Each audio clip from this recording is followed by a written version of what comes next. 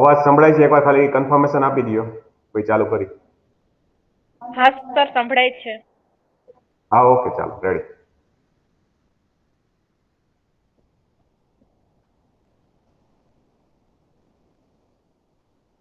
Okay, આજે કયો દિવસ છે? યાદ છે બધાને આજે કયો દિવસ છે? Republic day. પ્રજાસત્તાક દિવસ. Yes, Republic day. ગણતંત્ર દિવસ. યસ, ગણતંત્ર દિવસ તમે કહી શકો છો, 26 જાન્યુઆરી રોજ. હવે આજે જે દિવસ છે એનું થોડુંક મહત્વ સમજાવી દઈએ પછી આપણે આગળ વધી. જોવા જાય તો 1929ના વર્ષમાં લાહોરમાં રાવી નદીના કિનારે એક અધિવેશન ભરાણું હતું કોંગ્રેસનું, અને એમાં શું છે, એક પ્રસ્તાવ પસાર કરવામાં આવ્યો હતો. કયો? પૂર્ણ હવેથી સ્વરાજ્ય દર ભારત. વર્ષે 26 જાન્યુઆરીના રોજ આપણે કયો દિવસ ઉજવશું? પ્રજાસત્તાક તરીકે. કારણ કે આપણે હવે શું કહેવાય, ડોમિનિયન સ્ટેટસ નથી જોતું જવાહરલાલ નહેરુના અધ્યક્ષપણાની છે, અને શું જોતું હતું આપણે? પૂર્ણ સ્વરાજ. બરાબર. એટલા માટે હવે 26 જાન્યુઆરીના રોજ પછીથી એક પ્રથા ચાલુ થાય છે, અને પેલો 26 જાન્યુઆરી 1930ના રોજથી પછી આપણે ઉજવવાની શરૂઆત કરી છે. એટલે એના માનમાં જ ખરાતમાં જોઈએ તો આપણે 26 જાન્યુઆરીના રોજ શું કરીએ છીએ? પ્રજાસત્તાક દિવસ ઉજવીએ છીએ. તમને ખ્યાલ હોય તો બંધારણનો અમલ છે 26 જાન્યુઆરી 1950માં આવ્યો. ખરાતમાં જોઈએ તો બંધારણ છે આપણે સ્વીકારી લીધું હતું, અથવા તો બંધારણ સભાના સભ્યો દ્વારા સ્વીકારવામાં હતું. ક્યારે? 26 નવેમ્બર 1949ના રોજ. ત્યારે જેટલા હાજર સભ્યો હતા એ બધાએ સહી કરીને બંધારણને અપનાવી લીધું હતું. તેમ છતાં પણ આપણે ત્યાર પછી પણ મિટિંગો ચાલુ રાખી, અને 24 જાન્યુઆરી છેલ્લી મિટિંગ હતી, અને 26 જાન્યુઆરી રોજથી આપણે શું કરેલું? બંધારણની અમલવારી કરેલી. એટલા માટે આપણે પ્રજાસત્તાક દિવસ તરીકે એનો શું કરીએ છીએ? ઉજવણી કરીએ છીએ. અને હાલમાં જે પ્રજાસત્તાક દિવસ છે એ કેટલામો છે? તો કે 72મો. 72nd છે 72મો પ્રજાસત્તાક દિવસ. અને આ કોરોના મહામારીના કારણે, આ પેન્ડેમિકના કારણે આપણે ચીફ ગેસ્ટને હવે શું કરે, એક પણ ચીફ ગેસ્ટ નથી. પહેલા નક્કી કરવામાં આવ્યા હતા. કોણ હતા? બોરિસ જોન્સન, બ્રિટનના વડાપ્રધાન. પણ કોરોના મહામારીના કારણે શું છે, એને મુલતવી રાખવામાં આવ્યું. અને આપણે ખાલી ગુજરાતની જો વાત કરીએ તો ગુજરાતના રાજ્ય કક્ષાના ગણતંત્ર દિવસની ઉજવણી થતી હોય તો ક્યાંથી થાય છે અત્યારે? ખ્યાલ છે કોઈને? ક્યાં કરવામાં આવી છે? દિલ્હી રાજઘાટ ઉપર. ના, દિલ્હી તો આપણે ભારત ઉજવણી કરે છે. દાહોદ. યસ, વેરી ગુડ, દાહોદમાં. અને એનો મતલબ શું છે કે રાજ્યપાલ દ્વારા, અને જેટલા ભારતના અથવા ગુજરાતના કેબિનેટ મંત્રીઓ વગેરે વગેરે ની ઉપલબ્ધિઓમાં બરાબર ઉજવણી થતી હોય તો એ રાજ્ય કક્ષા તરીકે ગુજરાત સરકાર જાહેર કરતી હોય છે.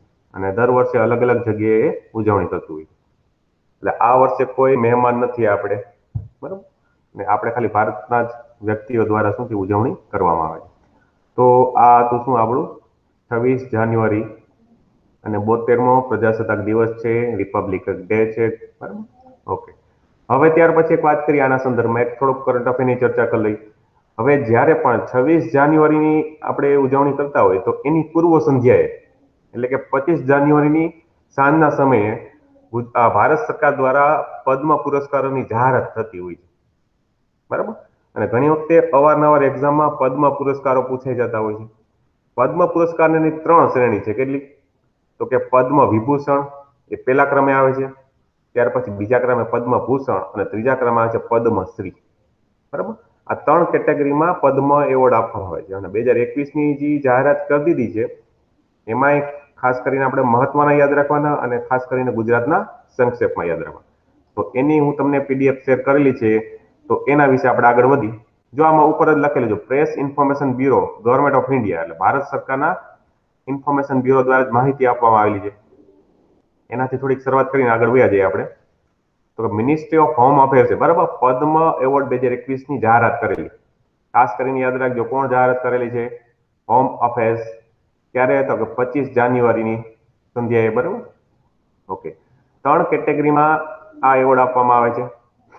જેના અંતર્ગત હું તમને કહું તો આ વખતે ટોટલ 119 જણાને પદ્મ એવોર્ડ આપવામાં આવેલા છે.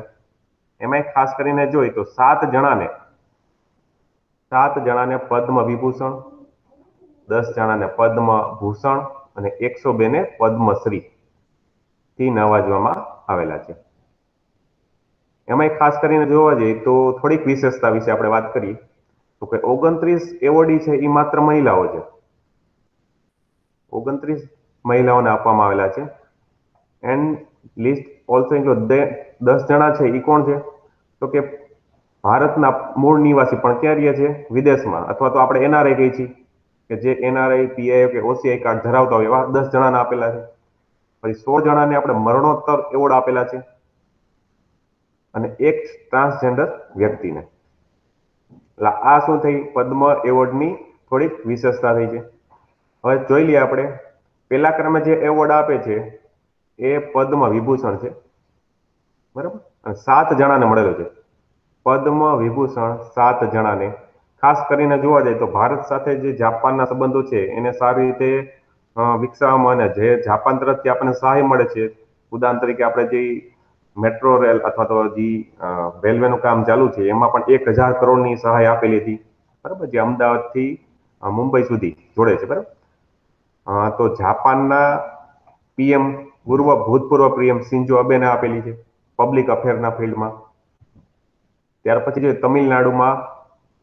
તમિલનાડુના વ્યક્તિ છે જેને કલામાં આપેલું છે એસપી બાલા સુબ્રમણ્યમ સાહેબને, એને મરણોત્તર આપેલું છે.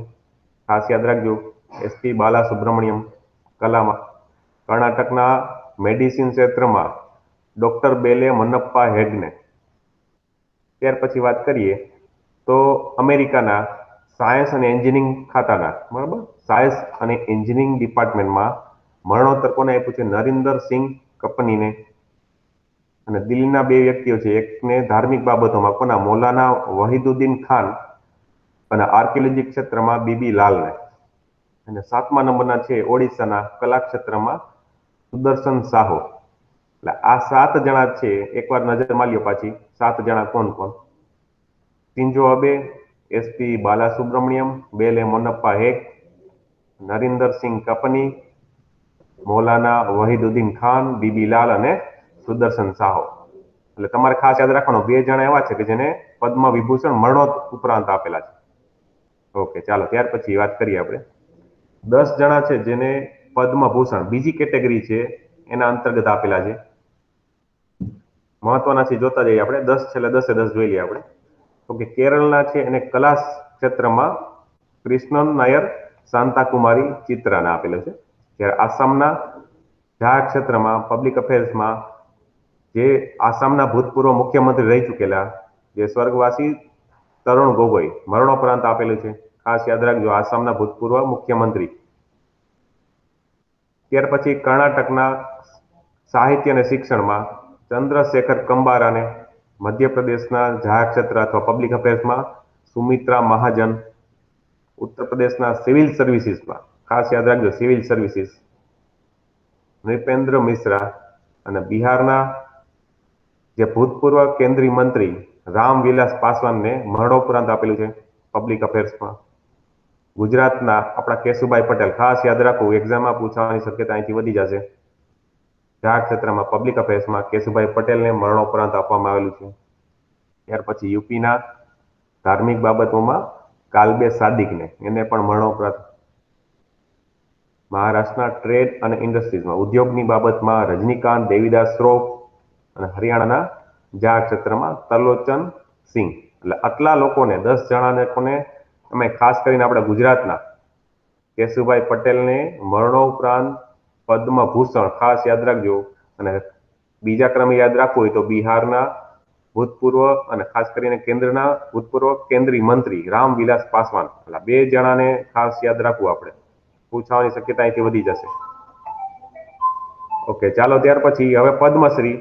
પદ્મશ્રી જે 102 જણાને મળેલા છે એમાં ખાસ કરીને આપણે જોવા હોય તો માત્ર ગુજરાતના જોશી, બધા જોવાની જરૂર નથી.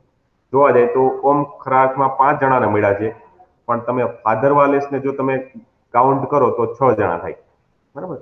જે ફાધર વાલેસ છે સાહિત્યકાર રહી ચૂક્યા અને મૂળ સ્પેનના છે પણ ગુજરાતમાં આવીને વસવાટ કરેલો હતો.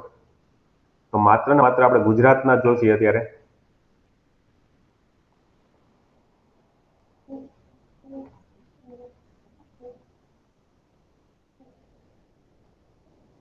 ગુજરાતમાં સાહિત્ય અને શિક્ષણમાં શ્રી દાદુદાન ગઢવી, ખાસ નામ યાદ રાખજો. સાહિત્ય અને શિક્ષણમાં દાદુદાન ગઢવીને મળેલું છે 2021. ત્યાર પછી ગુજરાતના કલા ક્ષેત્રમાં બે જોડીને મળેલું છે, મહેશભાઈ અને નરેશભાઈ કનોડિયા. મહેશ અને નરેશની જોડીને, બરાબર, મરણોપરાંત આ બંને ભાઈઓને મરણોપરાંત સંયુક્ત રીતે મળેલું છે, મહેશભાઈ અને નરેશભાઈ કનોડિયા, કલાની બાબતમાં.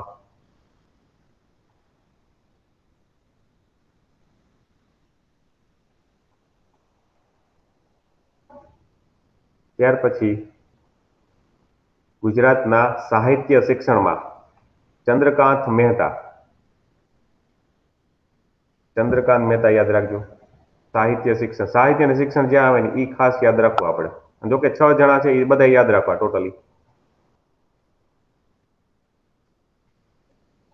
ત્યાર પછી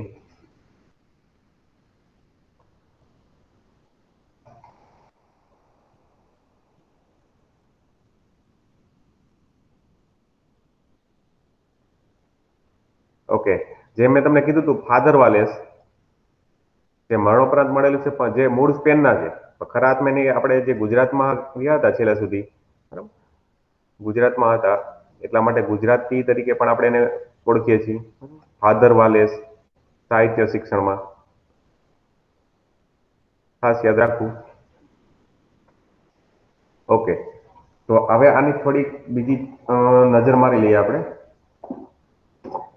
જેનું ઇલિસ્ટ્રેશન છે એ તમને બતાવી દઉં, જે મેં લખેલું છે. ઓકે, ટોટલ કુલ કેટલાને મળેલા છે? 119 જણાને. એમાં પદ્મ વિભૂષણ છે 7 જણાને, પદ્મભૂષણ 10 જણાને અને પદ્મશ્રી છે 102.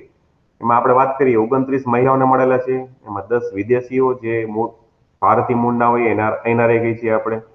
16 જણાને મરણોત્તર મળેલા છે. 1 જણો છે ત્યાં ટ્રાન્સજેન્ડર. અને ગુજરાતના ફાળે જાય તો ખરા અર્થમાં જોઈએ તો 5 છે, પણ ફાધર વાલેસને ગણીએ તો 6 થાય છે. એમાં સ્વર્ગવાસી કેશુભાઈ પટેલને પદ્મભૂષણ મળેલું છે. બાકીના જે લોકો છે એને પદ્મશ્રી. ઉદાહરણ તરીકે સાહિત્ય શિક્ષણમાં દાદુદાન ગઢવી અને સાહિત્ય અને શિક્ષણમાં ચંદ્રકાંત મહેતા. કલા જગતમાં 2 વ્યક્તિઓને, નરેશ અને મહેશની જોડીને. ત્યાર પછી આપણે જોવા જઈએ તો ફાધર વાલેસ મૂળ સ્પેનના છે, બરાબર, સાહિત્યકાર છે, ગુજરાતમાં ઘણું બધું યોગદાન છે એનું સાહિત્યમાં. ત્યાર પછીની વાત કરીએ તો લિજ્જત પાપડ, તમે કદાચ નામ સાંભળ્યું છે. લિજ્જત પાપડના પ્રખ્યાત એક વ્યક્તિ છે જેનું નામ છે જસવંતીબેન પટેલ, સોરી પોપટ, જસવંતીબેન પોપટ, જે મૂળ મહારાષ્ટ્રના છે. પણ જે લિજ્જત પાપડને લીધે ઘણું બધું મહિલાઓમાં, બરાબર, ક્રાંતિ લેવા છે ગૃહ ઉદ્યોગમાં. એટલે લિજ્જત પાપડના જસવંતીબેન પોપટ મહારાષ્ટ્રના છે. અને પદ્મ વિભૂષણ જે આપણે ખ્યાલ હોય તો જાપાનના ભૂતપૂર્વ પીએમ શિન્ઝો અબેને મળેલું છે. અને મરણોપરાંત પદ્મ વિભૂષણ એસપી બાલા સુબ્રમણ્યમને. ત્યાર પછી પદ્મભૂષણની વાત કરીએ તો 2 જણા ખાસ યાદ રાખવા નામ. કોણ કોણ? એક તો આસામના ભૂતપૂર્વ મુખ્યમંત્રી તરુ ગોગોઈ, અને બીજા છે મૂળ બિહારના પણ ભૂતપૂર્વ કેન્દ્રીય મંત્રી રામવિલાસ પાસવાન. આટલી વસ્તુ યાદ રાખવી જોઈએ, બરાબર, કે જે એક્ઝામમાં પૂછાવાની શક્યતા વધી જતી હોય છે. ચાલો હવે ત્યાર પછી આપણે આગળ વધી બીજો એક રિપોર્ટ આપણે જોવાનો છે કે ઘણી વખતે નહીં પણ આ વખતે એક્ઝામમાં પૂછાઈ ગયો છે. કયો? તો કે ઇન્ડિયન સ્ટેટ ફોરેસ્ટ રિપોર્ટ. ગઈ જે 3 જાન્યુઆરી 2021 ના રોજ જે પોલીસ ઇન્સ્પેક્ટરની એક્ઝામ લેવાય એમાં પણ આમાંથી પ્રશ્ન પૂછાણા હતા. અને ભવિષ્યમાં એસટીઆઈની એક્ઝામ આવે તો એમાંથી પ્રશ્ન પૂછવાની શક્યતા વધી જાય છે. અને કોઈ પણ માની લો કે હવે માર્ચ અને એપ્રિલમાં જે જીપીએસસી ની એક્ઝામ કેલેન્ડર આવેલું છે એના અંતર્ગત એસટીએ હોય, ડીવાયએસ હોય, ક્લાસ 1-2 હોય, આરએફઓ હોય, બરાબર, એમાંથી, અને ખાસ કરીને આરએફઓ નું જોવા જાવ, બરાબર, તો એમાંથી પણ પ્રશ્નો પૂછવાની શક્યતાઓ વધી જતી હોય. એટલે આજે મારે તમને જે ઇન્ડિયન સ્ટેટ ફોરેસ્ટ રિપોર્ટ છે એનું એક 3 પેજનું એનાલિસિસ કરેલું છે.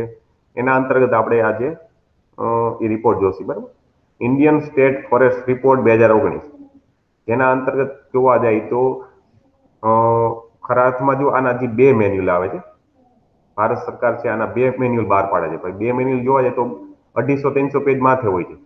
એટલે એ કઈ જોવાની જરૂર નથી, પણ એનું જે સારાંશ છે એક 3 પેજમાં સમાવી લીધું છે. તો એ જોઈ લઈએ આપણે. ઓકે, ચાલો, શું કામ ચર્ચામાં હતું તો કે 2019, કારણ કે દર 2 વર્ષે જોવા જાય તો આ રિપોર્ટ બહાર પાડતું હોય છે કે શેના માટે, કે ભારતમાં ખાસ કરીને શું છે, એન્વાયરમેન્ટ, ફોરેસ્ટ અને ક્લાઇમેટ ચેન્જની બાબતે, બરાબર. તો મિનિસ્ટ્રી ઓફ કઈ મિનિસ્ટ્રી બહાર પાડશે, તો કે એન્વાયરમેન્ટ,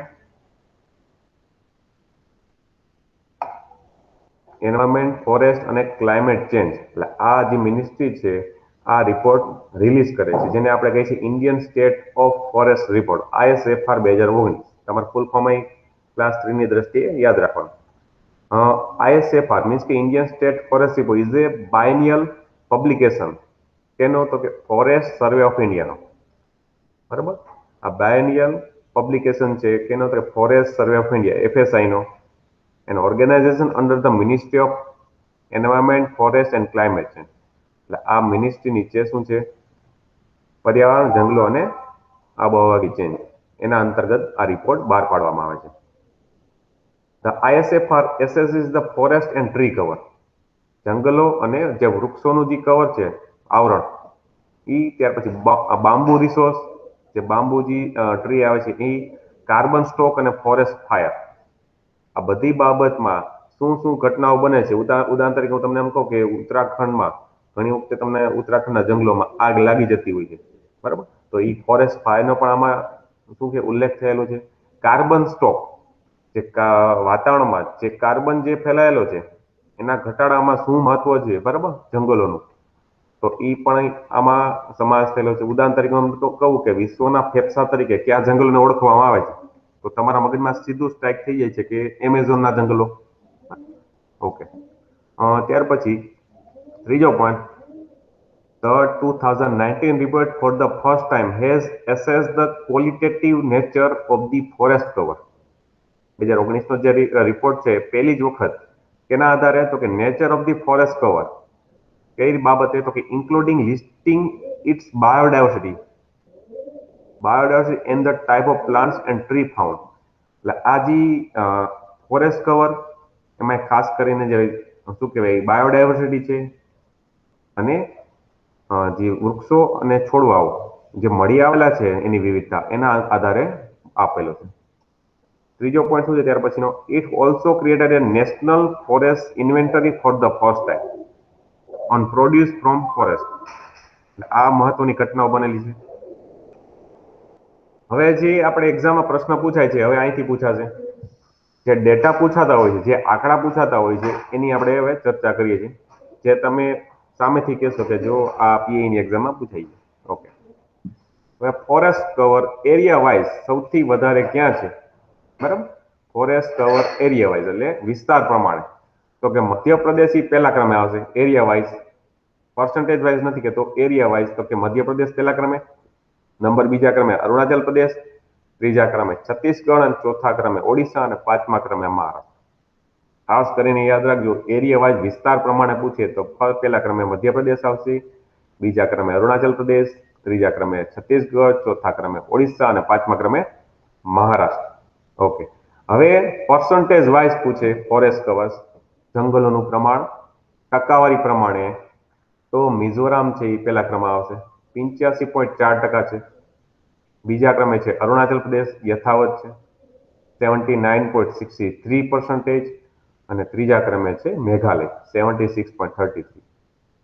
પર્સન્ટેજ વાઇઝ પહેલા ક્રમે છે મિઝોરામ, અને એરિયા પ્રમાણે મધ્યપ્રદેશ. બેમાં ખાસ થોડોક ડિફરન્સ છે, એ જોઈ લેવો આપણે, બરાબર. આમાં ભૂલ થવી જોઈએ. ઓકે, ચાલો ત્યાર પછી આગળ વધી. ઇન્ક્રીઝ ઇન ફોરેસ્ટ કવર, જે ભારતમાં જંગલોનું પ્રમાણ છે કેટલો વધારે થયો છે એ જરીક જોઈ લઈએ. The countries forest cover include all patches of land with a tree canopy density of more than 10%. જે વૃક્ષોનું ઘનત્વ છે જમીનની બાબતમાં, એમાં 10%નો વધારો થયો છે. And more than 1 hectare in area, અને વધારે કેમાં, એરિયા વિસ્તાર પ્રમાણે 1 હેક્ટર દીઠ, બરાબર, વધારો થયો છે. અને irrespective of land use, ownership and species of trees. તો કે જોવા જઈએ તો જમીનોનો ઉપયોગ, જે જમીનની માલિકી છે, અને વૃક્ષોની વિવિધતા. નંબર ત્યાર પછીનો point, the total forest cover of country is કેટલું વધ્યું છે, બરાબર? તો કે 7,12,249 સ્ક્વેર કિલોમીટર આટલો વધારો થયો છે. અને પર્સન્ટેજમાં જોવા જાય જીઓગ્રાફિકલ એરિયાની દ્રષ્ટિએ તો 21.67%, 21.67% of the geography area of the country. એમાં સૌથી વધારે 5 રાજ્યો ક્યાં છે સૌથી વધારે એમાં વધારો થયેલો હોય? ખાસ યાદ રાખજો, 5 રાજ્યો ક્યાં કે જેમાં સૌથી વધારે વધારો જોવા મળેલો છે? તો કે કર્ણાટક 1,025 સ્ક્વેર કિલોમીટરનો વધારો થયો. Number 2 Andhra Pradesh 990 square kilometre. Number 3 Kerala, જે પશ્ચિમનો જ ભાગ છે, બરાબર. જમ્મુ કાશ્મીર અને હિમાચલ પ્રદેશ. પહેલા ક્રમથી યાદ રાખજો. માની લી એક્ઝામમાં પ્રશ્ન પૂછે કે 2019ના ઇન્ડિયન સ્ટેટ ફોરેસ્ટ રિપોર્ટ પ્રમાણે નીચે આપેલા રાજ્યોને, બરાબર, જે વધારો થયેલો છે ફોરેસ્ટ કવર એની બાબતે ઉતરતા ક્રમમાં અથવા ચડતા ક્રમમાં ગોઠવો. તો યાદ રાખો કર્ણાટક, આંધ્રપ્રદેશ, કેરળ, જમ્મુ કાશ્મીર, હિમાચલ પ્રદેશ, બરાબર. ઓકે, ચાલો ત્યાર પછી decline of forest cover in north eastern region. હવે ઈ જોઈ લઈએ આપણે કે જેમાં ઘટાડો ક્યાં જોવા મળ્યો છે. ક્યાં? તો કે નોર્થ ઈસ્ટર્ન, ઉત્તર પૂર્વમાં કઈ બાજુ? તો કે total forest cover in north eastern region is કેટલું છે? તો કે 1,70,541 સ્ક્વેર કિલોમીટર. અને જીઓગ્રાફિકલ એરિયામાં ટોટલ કેટલું બતાવે? તો કે 65.05. There has been a decrease of forest cover to the extent of કેટલું? તો કે 765 સ્ક્વેર કિલોમીટર, એટલે 0.45% ઘટાડો જોવા મળ્યો છે. ટૂંકા ઉદાહરણ તરીકે હું તમને એમ આપું કે પૂર્વોત્તર ભારતમાં ઝૂમ ખેતી થાય છે મોટા ભાગે, તો એક ઈ પણ શું છે એમાં એક પોઈન્ટ હોય છે. એક્સેપ્ટ ક્યાં? તો કે ઘટાડો ક્યાં નથી જોવા મળતો? કે Assam and Tripura. Assam and Tripura and all the states in the region show decrease in forest cover. એટલે આસામ અને ત્રિપુરા સિવાય મોટા ભાગમાં ઘટાડો જોવા મળ્યો છે. Forest cover in tribal district. Tribal એટલે આદિવાસી જિલ્લાઓમાં. Total forest cover in the tribal district કેટલું છે? 4,22,351 સ્ક્વેર કિલોમીટર. એન્ડ જીઓગ્રાફિકલ દ્રષ્ટિએ કેટલું છે? તો કે 37.54%. There has been a decrease. આદિવાસી જિલ્લાઓમાં પણ ઘટાડો જોવા મળ્યો છે. કેટલું? તો કે 741 સ્ક્વેર કિલોમીટરનો, બરાબર. Within the recorded forest area અથવા green forest in the tribal district and increase of the કેટલો હતો? કે 1922 સ્ક્વેર કિલોમીટર આઉટસાઇડ પેરીમીટરમાં. ત્યાર પછીનો પોઈન્ટ છે, there has been a decline in tree cover inside forest due to tribal population. આદિવાસી વસ્તીમાં જે વધારો થાય છે એના લીધે શું છે? ટ્રી કવરમાં પણ ઘટાડો જોવા મળ્યો છે. In getting a land title, જેને પત્તા કહેવામાં આવે છે આદિવાસીના દ્રષ્ટિએ, જે જંગલોનું પ્રમાણ ઘટાડીને શું એની વસ્તીઓ શું કરે છે? વસાવતા હોય. ત્યાર પછી મહત્વની બાબતો જેને RFA કહે છે, જેને ઉદાહરણ તરીકે recorded forest area. The area recorded as forest in the government record. જે ગવર્મેન્ટના રેકોર્ડમાં જે ફોરેસ્ટ એરિયા છે એને આપણે શું કહીએ છીએ? RFA. ગ્રીન વોશ એટલે the extent of wooded area generally shown in light green color on the survey of Indian topography. જે ભારતના જે નકશો જોવા મળે છે, બરાબર, સેટેલાઇટની દ્રષ્ટિએ તમે જોયેલો હશે, એમાં ગ્રીન બતાવે છે. અને ખાસ કરીને કેવું? એક્સટેન્ડ ઓફ વુડેડ એરિયા, એને ગ્રીન વોશ કહીએ છીએ આપણે. ત્યાર પછી increase in the tree cover. વૃક્ષોના આવરણમાં વધારો થયેલો હોય, બરાબર. કઈ રીતે? તો કે tree cover comprise of tree patches of size less than 1 hectare occurring outside the recorded area. એટલે RFA એરિયામાં 1 હેક્ટરથી પણ ઓછો એરિયા હોય એમાં કેટલું વૃક્ષોનું આવરણ વધારેલું છે? ઉદાહરણ તરીકે the tree cover of the country is estimated 95,027 square kilometre, means કે 95,027 સ્ક્વેર કિલોમીટર. અને ખરાતમાં પર્સન્ટેજ વાઇઝ જોઈ જીઓગ્રાફિકલ એરિયાની દ્રષ્ટિએ તો કે 2.89% છે, 2.89%. એમાં ખાસ કરીને જોવા જાય તો Maharashtra has the highest increase in tree cover. ખાસ યાદ રાખજો, મહારાષ્ટ્રનું નામ યાદ રાખવું આપણે. ટ્રી કવરની વાત કરીએ તો મહારાષ્ટ્ર છે એ બધા રાજ્યોમાં પહેલા ક્રમે છે. And large part of cover that. એટલે શું? હાલો. ટ્રી હા કવર બોલો. એટલે શું? ટ્રી કલર વૃક્ષોનું આવરણ, વૃક્ષોનું આવરણમાં વધારો. ઓકે. એટલે Maharashtra has had the highest increase in the tree cover, means કે વૃક્ષોના આવરણમાં સૌથી વધારે કોઈ પણ રાજ્ય વધારે કર્યું હોય તો એ મહારાષ્ટ્ર છે.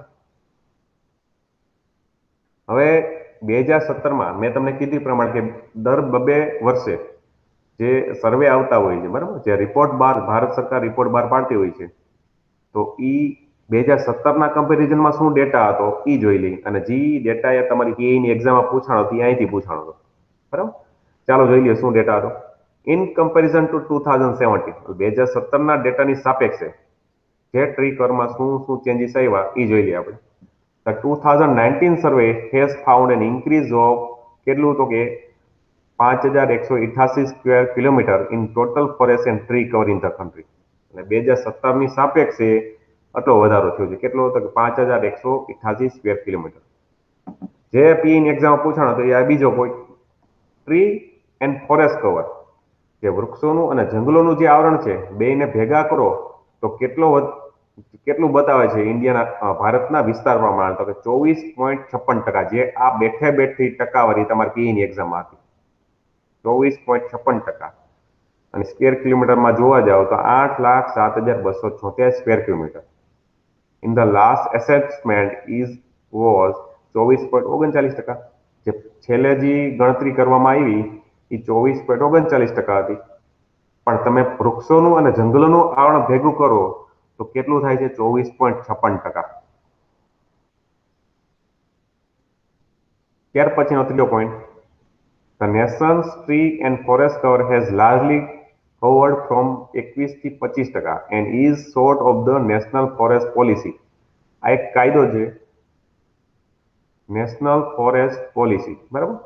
ભારતીય જે વન નીતિ 1988 છે, વિચ ઇઝ એનવાય છે, એટલે જે ભારતીય વન નીતિ 1988 શું કહે છે કે ભારતમાં ખરા અર્થમાં જે ટ્રી અથવા તો જંગલોનું પ્રમાણ કેટલું હોય તો કે 33%. દિવસે ને દિવસે આપણે વધે એવું ભારત સરકાર એમાં પ્રયાસો કરતી રહેતી હોય છે. એટલે ટ્રી કવરમાં પણ શું છે, વધારો જોવા મળ્યો છે 21 થી 25%નો. ત્યાર પછી મેંગ્રુવ કવર, એટલે મેંગ્રુવના જે જંગલો છે, in the country has increase by 54 square kilometre. એટલે જોવા જઈએ તો 1.10%નો એમાં પણ વધારો થયો છે મેંગ્રુવના જંગલોમાં 2017ના કમ્પેરિઝનમાં. એટલે એ પણ યાદ રાખજો. હું તમને આનો બીજો રિપોર્ટ બતાવું છું. પેલા આ એક જોઈ લી. કાર્બન સ્ટોક, કાર્બનના જથ્થાની દ્રષ્ટિએ વાત કરીએ તો total carbon stock of country was estimated કેટલો છે? 7,124 million ton, which is increase of 42.6 million ton from the last assessment. જે છેલ્લા રિપોર્ટ કરતા 42.6 મિલિયન ટનમાં વધારો જોવા મળ્યો. It implies that India is on the right track to achieve its Paris Agreement. ઉદાહરણ તરીકે માની લ્યો કે તમને ખ્યાલ હશે કદાચ કે પેરિસ કન્વેન્શન થયું હતું ત્યારે નરેન્દ્રભાઈ મોદી જે નવા વડાપ્રધાન બન્યા હતા 2014માં, બરાબર, ત્યારે 2015માં પેરિસ એગ્રીમેન્ટ થયું હતું, પેરિસ કન્વેન્શન. એવા સમયે અમુક ડેટા નક્કી કરવામાં આવ્યા, ભારત છે એનો કાર્બન સ્ટોકમાં આટલો ઘટાડો કરશે, આટલો વધારો કરશે, વગેરે વગેરે, બરાબર. એના અંતર્ગત એમાં શું થયેલું તો પેરિસ એગ્રીમેન્ટ કમિટમેન્ટ ઓફ 2.5 થી કેટલું 3 બિલિયન કાર્બન સિંક કરવામાં નક્કી કરવામાં આવેલું હતું.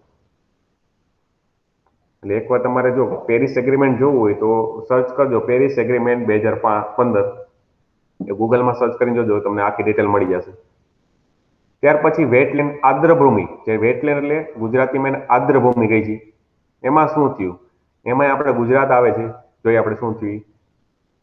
The total number of wetland, કુલ આર્દ્રભૂમિ, બરાબર, ત્યાં લોકેશનમાં જે વધારો થયો છે કેના અંતર્ગત તો કે રેકોર્ડેડ ફોરેસ્ટ એરિયા અથવા શું કહે છે આપણે green walls.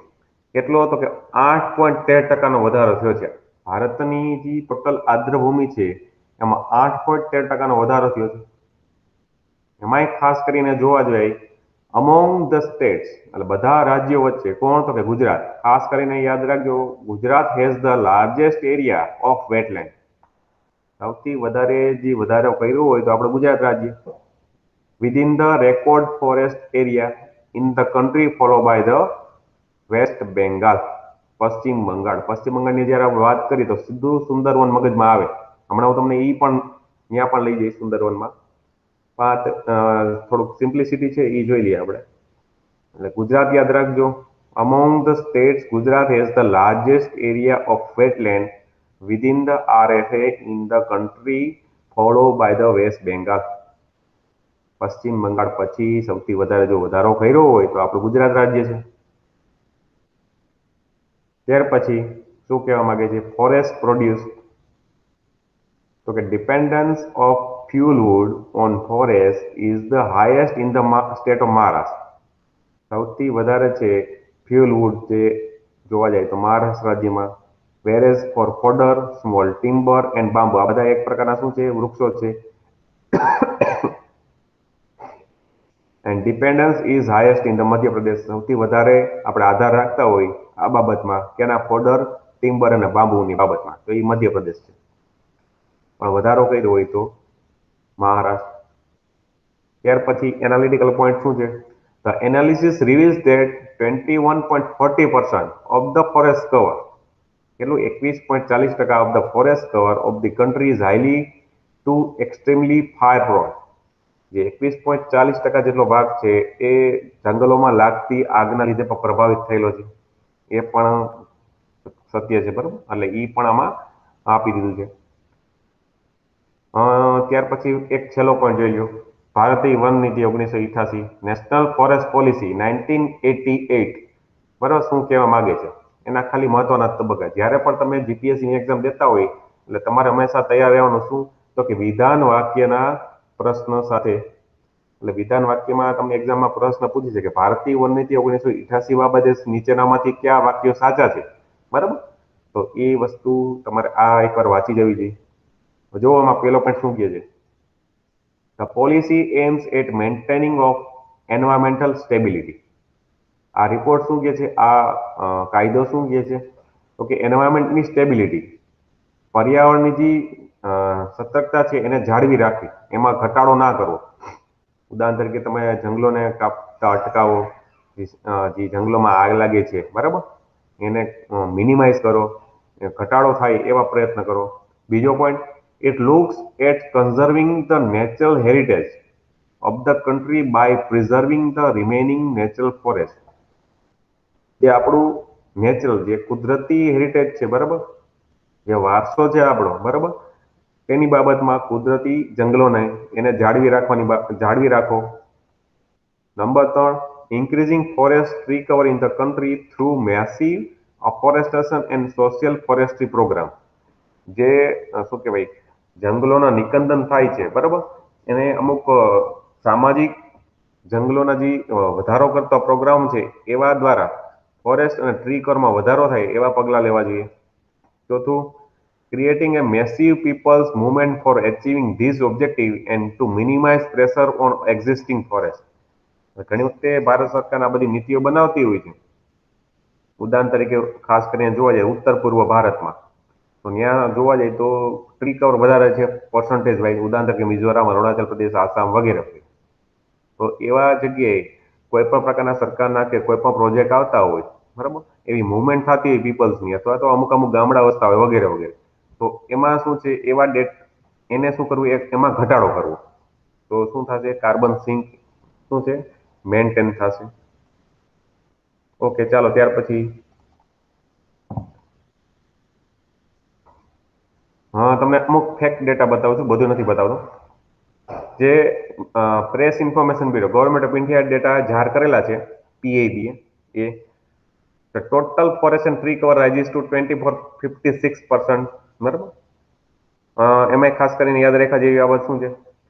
In a remarkable feat, forest and tree cover has increase by more than 13 lakh hectare. 13 lakh હેક્ટરમાં શું છે? છેલ્લા 4 વર્ષ કરતા એમાં વધારો થયેલો છે. જો આ એક ફોટો બતાવે છે, જે પ્રકાશ જાવડેકર જે આપણા મંત્રી છે પર્યાવરણ મંત્રી, બરાબર, એને આ રિપોર્ટ જાહેર કર્યો. એના હાથમાં બે બુક છે. બે બુક છે એનો મતલબ શું છે? વોલ્યુમ 1 અને વોલ્યુમ 2. તમે કદાચ ડાઉનલોડ કરશો ગૂગલમાંથી, અથવા મારી પાસે પણ છે, હું ચેનલમાં મૂકી દઈશ, એટલે તમે ડાઉનલોડ કરી લેજો. જોજો કેટલા પેજીસ છે. ઓછામાં ઓછા 250 પેજ છે બે વોલ્યુમમાં, પણ એટલું બધું જોવાનું હોય નહીં. વોલ્યુમ 1માં શું છે, શું આપેલું, તમને ખાલી ઉપર છેલ્લી માહિતી આપી દઉં કે એમાં ઓવરઓલ જે ભારતની બાયોડાયવર્સિટી, એમાં શું વધારો થયો છે, જંગલોમાં કેટલો વધારો થયો છે, મેંગ્રુવ્સમાં કેટલો વધારો, વગેરે વગેરે બાબતો આપેલી છે. બીજા વોલ્યુમમાં શું છે, રાજ્યો પ્રમાણે માહિતી આપેલી છે. બરાબર? તો આ માહિતી છે એ જોઈ લઈએ આપણે વ્યક્તિ. The union minister four home environment, forest and climate change, કોણ? તો કે શ્રી પ્રકાશ જાવડેકર. યાદ રાખજો, એને રિલીઝ કર્યો હતો આ ડેટા. ત્યાર પછી મહત્વના ડેટા જોતા, starting in 1987 16 assessment have been completed so far. એટલે આ કેટલામો રિપોર્ટ હતો? તો કે 16મો રિપોર્ટ હતો. યાદ રાખજો, આ રિપોર્ટ કેટલામો હતો? 2019માં આવ્યો. એ 16મો ISFR રિપોર્ટ હતો. ISFR 2019 is the 16th report in the series. આવો પણ એક્ઝામમાં પ્રશ્ન પૂછાય તો યાદ રાખવું આપણે. ચાલો, ત્યાર પછી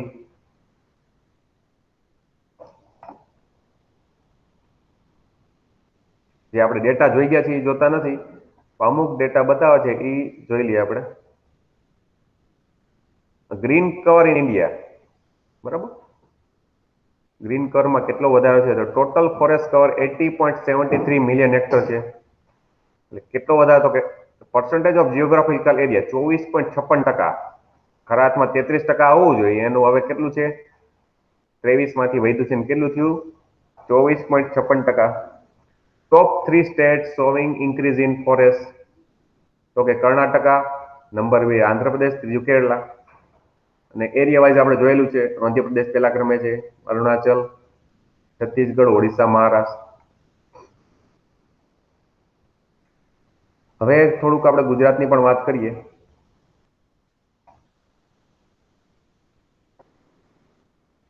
તો મેંગ્રુવના જંગલોમાં જે વધારો થયેલો છે, mangrove cover has been separately reported. એટલે મીન્સ કે મેંગ્રુવના જંગલોનો જે રિપોર્ટ આપેલો છે આમાં, એમાં અલગથી આપેલો છે. મેંગ્રુવનું મહત્વ વધારે છે. અને આ છે દરિયાને આગળ વધતો રોકે છે, અને દરિયા કિનારે જ હોય છે. કેટલું કવર છે ભારતમાં એનું? 4975 સ્ક્વેર કિલોમીટર મેંગ્રુવ્સના જંગલોનું. અને કેટલો વધારો થયો હમણાં જોઈએ? 54 સ્ક્વેર કિલોમીટરનો 2019ના રિપોર્ટમાં, 2017 કરતા. Okay. Top 3 state showing the mangrove cover. ક્યાં ઉપરના 3 ટોપ લેવલના 3 કયા સ્ટેટ છે કે જેમાં મેંગ્રુવમાં વધારો થયેલો છે? તો જોઈ લઈએ આપણે. તો કે પહેલા ક્રમે ગુજરાત. ગુજરાતમાં કેટલો? 37 સ્ક્વેર કિલોમીટર. ગુજરાત પછી મહારાષ્ટ્ર, 16 સ્ક્વેર કિલોમીટર. ત્રીજા ક્રમે છે ઓડિશા, 8 સ્ક્વેર કિલોમીટર.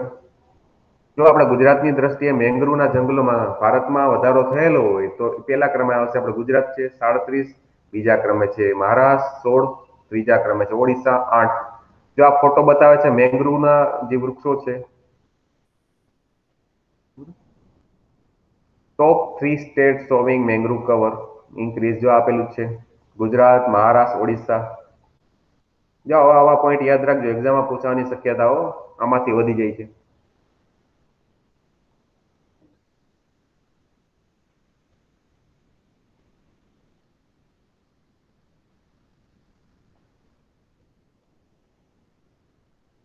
બરાબર, આ જ મારે તમને બતાવવું હતું. બીજા ઘણા બધા ડેટા છે, હું તમને આ PDF છે એ શેર કરી દઈશ. તમારી રીતે થોડુંક વાંચતા રહેજો. એ બાને તમારું ઇંગ્લિશ પણ શું છે, ઇન્ક્રીઝ થશે અને લેવલ વધશે થોડુંક. બરાબર, તો આ જે રિપોર્ટ છે એ રિપોર્ટ મેં તમને બતાવ્યો. એકવાર તમે થોડુંક ડેટા જોઈ લેજો. ચાલો, વાંચો જી.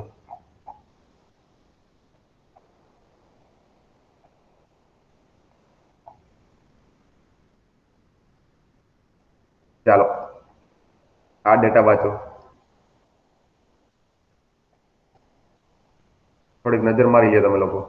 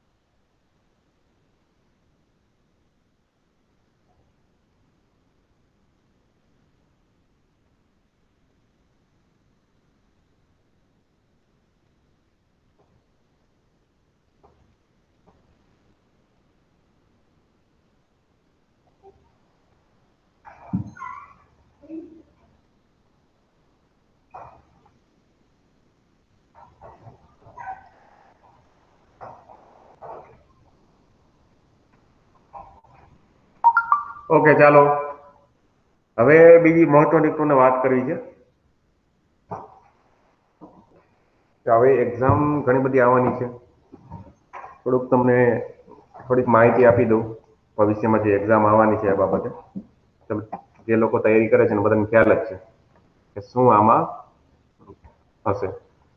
તો એ બાબતે હું તમને એમ કહું કે ભવિષ્યમાં જે પોલીસ ડિપાર્ટમેન્ટમાં ભરતી આવવાની છે, પોલીસ ડિપાર્ટમેન્ટની આપણે વાત કરીએ તો પીએસઆઈ, એએસઆઈ અને કોન્સ્ટેબલ જે લોકોને આમાં ઈચ્છા હોય એ લોકો ફોર્મ ભરતા જ હોય છે. પણ આ વખતે જે પરિપત્ર આવેલો છે એ મુજબ એ લોકોએ થોડીક સિસ્ટમમાં ચેન્જ કર્યો છે. શું તો કે પેલા ફિઝિકલ એક્ઝામ લેશે.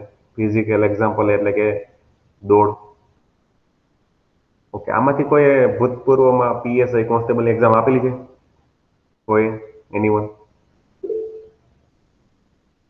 ઓકે, અજયભાઈ આપેલી છે. કાંઈ વાંધો નહીં. આપેલી હોય તો ખાલી થોડીક માહિતી આપી દઉં છું. પહેલા તો તમારે રનિંગ કમ્પ્લીટ કરવી પડશે.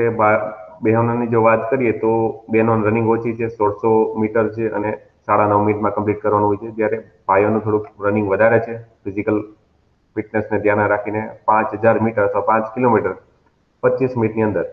પણ હવે તમારે એક વસ્તુ યાદ રાખજો, જે પરિપત્ર આવેલો છે એમાં થોડુંક નોટેશન એવું કરેલું છે કે જે ભરતી થવાની છે, ભરતીને ખાસ કરીને કેટલા ગણા? 15 ગણા. ભરતીના 15 ગણા છે એ લોકોને બોલાવશે. એટલે માની લ્યો કે તમારે કદાચ 300 પીએસઆઈ ની ભરતી હોય, 300 પીએસઆઈમાં ખાસ કરીને 15 ગણા લેવાના હોય તો 25 મિનિટમાં પૂરું કરવા ઘણા બધા લોકો હોય છે. પણ એનાથી ઓછું પૂરું કરવા વાળા માની લ્યો કે 15 ગણા એટલે 4500 થાય. 4500 જણા મળી જાય, ઉદાહરણ તરીકે 23-24 માં કરેલું હોય તો એ લોકોનો પેલા પ્રેફરન્સ મળશે. ખાસ કરીને યાદ રાખજો, તમારે જેટલી ઓછી મિનિટમાં કમ્પ્લીટ થાય એવા પ્રયાસ કરજો. અને સાથે સાથે જીકે જે તમે અત્યારે તૈયારી કરો છો, બરાબર, એ તમે એની તૈયારી ચાલુ રાખજો. ભવિષ્યમાં એક્ઝામ આવશે, મીન્સ કે 2021માં આવી જ જશે. ભલે થોડીક લેટ જાય, અત્યારે તો સ્થાનિક સ્વરાજની ચૂંટણી ચાલે છે, બરાબર. એટલે હમણાં તો આવવાની શક્યતા નથી, પણ જોવા જઈએ તો જૂન જુલાઈ પછી કદાચ નોટિફિકેશન આવી જાય, ઓગસ્ટની આડે. તો તૈયારી ચાલુ રાખજો. ઓકે, ચાલો ત્યાર પછી આપણે આગળ વધીએ. હવે મારે તમને બીજી વસ્તુ જે એક્ઝામમાં પૂછાય છે, આપણે આ બધી વસ્તુ જોઈ ગયા, બરાબર. આ વસ્તુ જોઈ છે આપણે.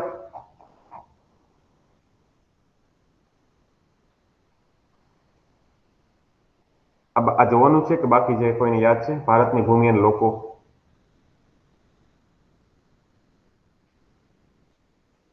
જો આ તો વસ્તુ આપણે જોઈ ગઈ, સૌથી બહુ પહેલા લેક્ચરમાં આપણે જોઈ દઉં, બરાબર. બાકી છે. હા હા, જે મારે તમને વસ્તુ બતાવી છે આ વસ્તુ પણ જોવાઈ ગઈ છે. આજે હું તમને ટેક્સ્ટ બુકના ડેટા બતાવું છું, બીજા ડેટા નથી બતાવતો અત્યારે. મહત્વની જે વાત કરીએ આપણે, ભારતનું સ્થાન ભૂસ્તરી રચના અને ભૂપુષ. ઘણી વખતે કેવું છે કે આપણે બધી ઓલી બુક વાંચીને, આ બુક વાંચીને, તે બુક વાંચીને, પણ આપણે કોઈ ટેક્સ્ટ બુકને ફોલો જ ના કરતા હોય. તો બનતા સુધી પહેલા ટેક્સ્ટ બુકને ફોલો કરજો. ખાસ કરીને માની લો કે તમે ગુજરાતી જો કે આપણે ગુજરાતી એટલે ગુજરાતીમાં તો મજા જ આવે છે. તો પેલા આપણે ગુજરાતની ટેક્સ્ટ બુક વાંચવાની, પછી ગુજરાતી ટેક્સ્ટ બુક વચાઈ જાય, રિવિઝન થઈ જાય, પછી કોઈ પણ એનસીઆરટી ની બુક તમે વાંચો તો વાંધો નહીં, બરાબર. પેલા આપણે ગુજરાતના વ્યક્તિ હોય એટલે ગુજરાતનું તો ટેક્સ્ટ બુક વાંચી જ લેવી પેલા.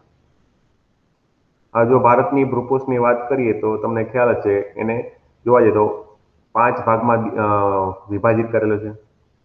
ક્યાં ક્યાં? તો કે ઉત્તરનો પર્વતીય પ્રદેશ, જે પર્વતીય માળા આવેલી છે એ ઉત્તર પૂર્વમાં ફેલાયેલી છે, ઉદાહરણ તરીકે હિમાલયની પર્વતમાળા. બીજું, ઉત્તરનો વિશાળ મેદાની પ્રદેશ, ઉદાહરણ તરીકે હું તમને એમ કહું કે ગંગા, બ્રહ્મપુત્રા વગેરે જેવી નદી હોય, બરાબર. મેદાની પ્રદેશની રચના કરી. ખાસ કરીને આના રિલેટેડ 2017માં પણ એક્ઝામમાં પ્રશ્ન પૂછાયેલો તો શું તો કે નીચેનામાંથી કયા મેદાની પ્રદેશમાં વિશ્વની સૌથી વધારે વસ્તી વસે? તો કે ગંગા અને સિંધુનો મેદાની પ્રદેશ, બરાબર. એટલે વગેરે છે એ મેદાની પ્રદેશમાં આવે છે. નંબર 3, દ્વીપકલ્પી ઉચ્ચ પ્રદેશ, જે દક્ષિણ ભારતમાં જે વાત કરવામાં આવે છે એ, બરાબર. નંબર 4, તટીય મેદાનો, દરિયા કિનારા મેદાનો, ઉદાહરણ તરીકે હું તમને એમ કહું કે ગુજરાતથી લઈને ઠેઠ પશ્ચિમ બંગાળ સુધી. નંબર 5, દ્વીપ સમૂહો, ઉદાહરણ તરીકે લક્ષદ્વીપ અને આંદામાન નિકોબાર. તો આ રીતે છે ભારતના ભૂપૃષ્ઠને વિભાજિત કરેલ છે. જો આ નકશામાં તમે જોવા જાઓ તો હજી પર્વતમાળા બતાવેલી છે, અમુક તૂટક તૂટક રેખા આડી અવળી રેખા બતાવી છે, ક્યાંથી જમ્મુ કાશ્મીર ખાસ કરીને આ પામીની ગ્રંથિ એવી છે અફઘાનિસ્તાનની બાજુથી, ત્યાંથી ચાલુ કરો અને ભારતમાં એક પાડોશ દેશ છે મ્યાનમાર, ત્યાં આરાકાન પર્વતમાળા ત્યાં સુધી વિસ્તરેલી છે આ હિમાલયની પર્વતમાળા. પામીરની ગ્રંથિથી લઈને ક્યાં સુધી મ્યાનમારમાં આવેલી છે આરાકાન પર્વતમાળા ત્યાં સુધી વિસ્તરેલી. ખાસ કરીને જોવા જાય હિમાલયની પર્વતમાળા 3 ભાગમાં વિભાજિત કરેલી છે, બરાબર. એમાં ખાસ કરીને જે મેદાની પ્રદેશની શરૂઆત થાય છે એ શિવાલિકની પર્વતમાળા, બરાબર, એવું આપણે કહી છે. એ શિવાલિકની પર્વતમાળાથી થાય છે. આ મધ્ય હિમાલય અને લઘુ હિમાલય, બરાબર, એ રીતે ડિવાઈડ કરેલા છે. અને એમાં નેપાળનો પ્રદેશ પણ આવી જાય છે, ભૂટાની આવી જાય છે, બરાબર. ઓકે, ચાલો ત્યાર પછી ધીમે ધીમે ચર્ચા કરતા જઈએ આપણે. પેલો ઉત્તરનો પર્વતીય પ્રદેશ. ઉત્તરનો પર્વતીય પ્રદેશ ભારતનો આ ઘણો જ મહત્વનો પ્રાકૃતિક પ્રદેશ છે, બરાબર. તે ઉત્તરમાં પશ્ચિમ પૂર્વ દિશામાં લગભગ કેટલો થાય 2400 કિલોમીટર લંબાયેલો છે. જે આ જે લંબાઈ મેં તમને કીધી પામીર ગ્રંથિથી લઈને આરાકાન, એટલે જોવા જઈએ તો 2400 કિલોમીટર થાય, અરાઉન્ડ 2400 કિલોમીટર.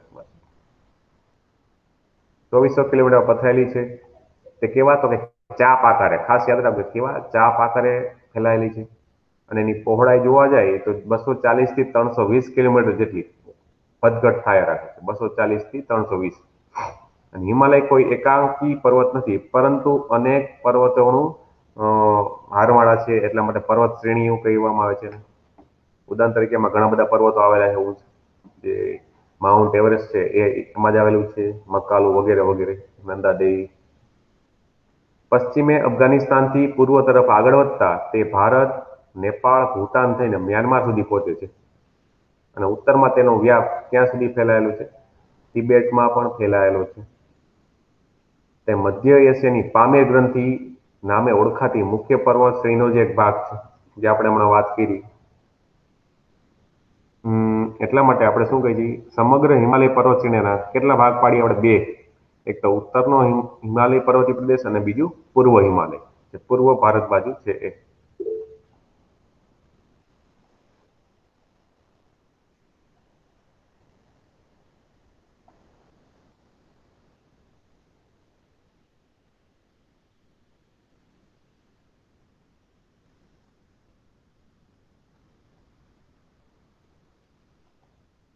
થઈ ગયો છે ટોપિક ઓળવા? તમે લોકો ચર્ચા કરો છો. થઈ ગયો હોય તો બીજો ટોપિક લઈએ આપણે. કાંઈ વાંધો નહીં, રિવિઝન થઈ જશે, બરાબર. જોઈ લઈએ એમાં ઉત્તરનો હિમાલય પર્વતીય પ્રદેશ. ઉત્તરનો હિમાલય પર્વતીય પ્રદેશ, જે 3 પર્વતમાળા આવેલી છે, લઘુ, મધ્ય અને શિવાલિકની શ્રેણી, બરાબર. એમાં એકબીજાને સમાંતર એવી 3 પર્વતમાળાઓ આવેલી છે. તેમાં ઉત્તર બાજુની હારમાળા આપણે બૃહદ હિમાલય તરીકે પણ ઓળખીએ છીએ. સમગ્ર હિમાલય આ સૌથી વધુ ઉચ્ચ પર્વત શ્રેણી છે. સૌથી વધારે ઊંચા હિમાલય આવેલા તો એ બૃહદ હિમાલયમાં આવેલા છે, જેમાં 40 થી વધુ શિખરો છે. તેમની સરેરાશ હાઈટ 7000 મીટર કરતા પણ વધારે છે. ઉદાહરણ તરીકે આપણું માઉન્ટ એવરેસ્ટ. મને કહો જી, હાલમાં માઉન્ટ એવરેસ્ટની હાઈટ કેટલી કરવામાં આવેલી છે? કોઈને ખ્યાલ છે?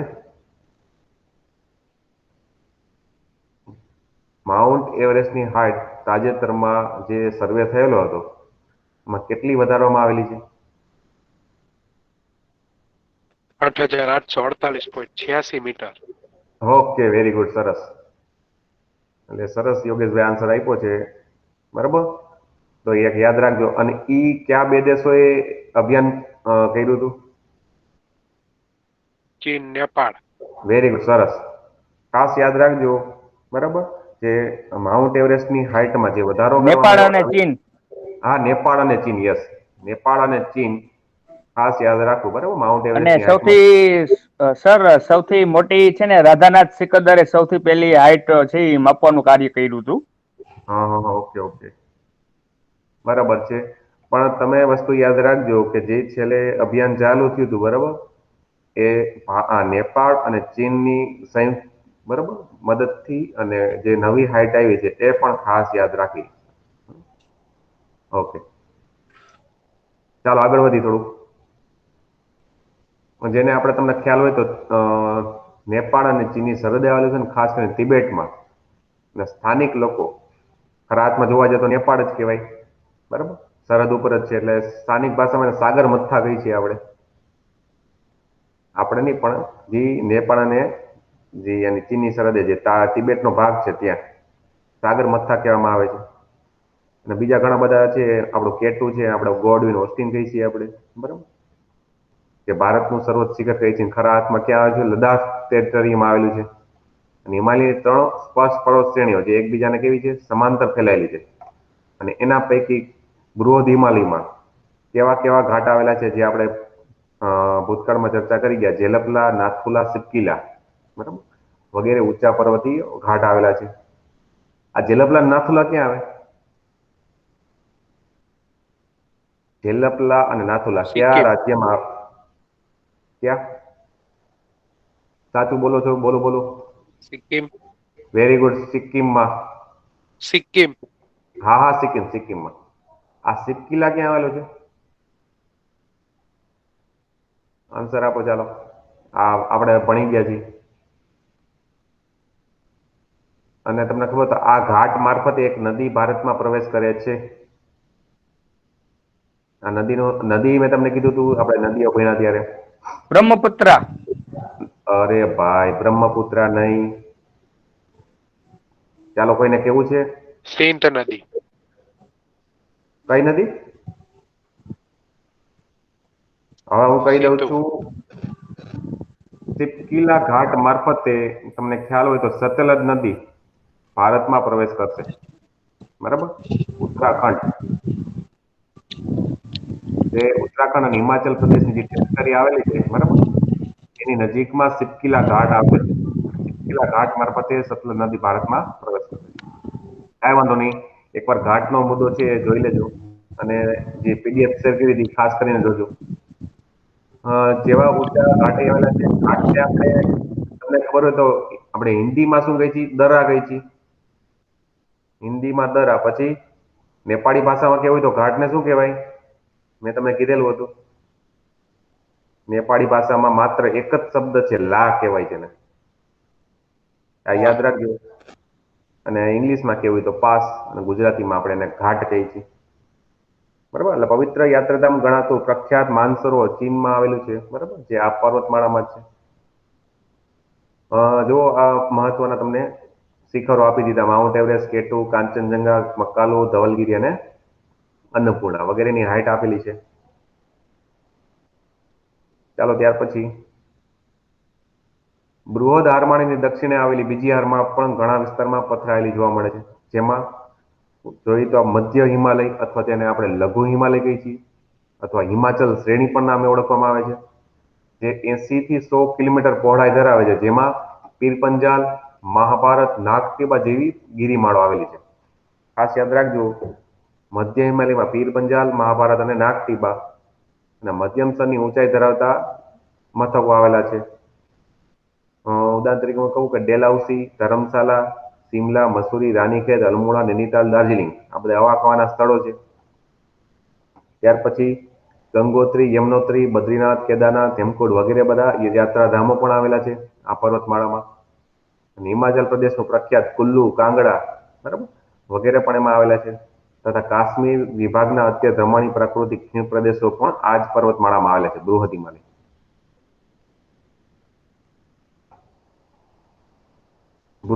પછી સોરી, મધ્ય હિમાલય. અને ત્રીજી આપણે જોવા જઈએ તો એ ભારત તરફની, એક્ઝામમાં ઘણી વખતે ક્લાસ 3માં પ્રશ્ન પૂછાયેલો છે કે ભારત તરફની હિમાલયની પર્વતમાળા આવેલી છે તેનું શું નામ મળેલું છે? તો કે શિવાલિકની પર્વતમાળા, અથવા બાહ્ય હિમાલય તરીકે પણ ઓળખવામાં આવે છે. ભારત તરફની હિમાલયની પર્વતમાળા, જેને શિવાલિકની પર્વતમાળા આપણે કહીએ છીએ, તે સામાન્ય 10 થી 15 કિલોમીટર જેટલી પહોળાઈ ધરાવે છે. અને એમાં આવેલા જે પર્વત શિખરો છે એની હાઇટ કેટલી છે? તો સરેરાશ 1000 મીટર જેટલી હાઇટ ધરાવે છે.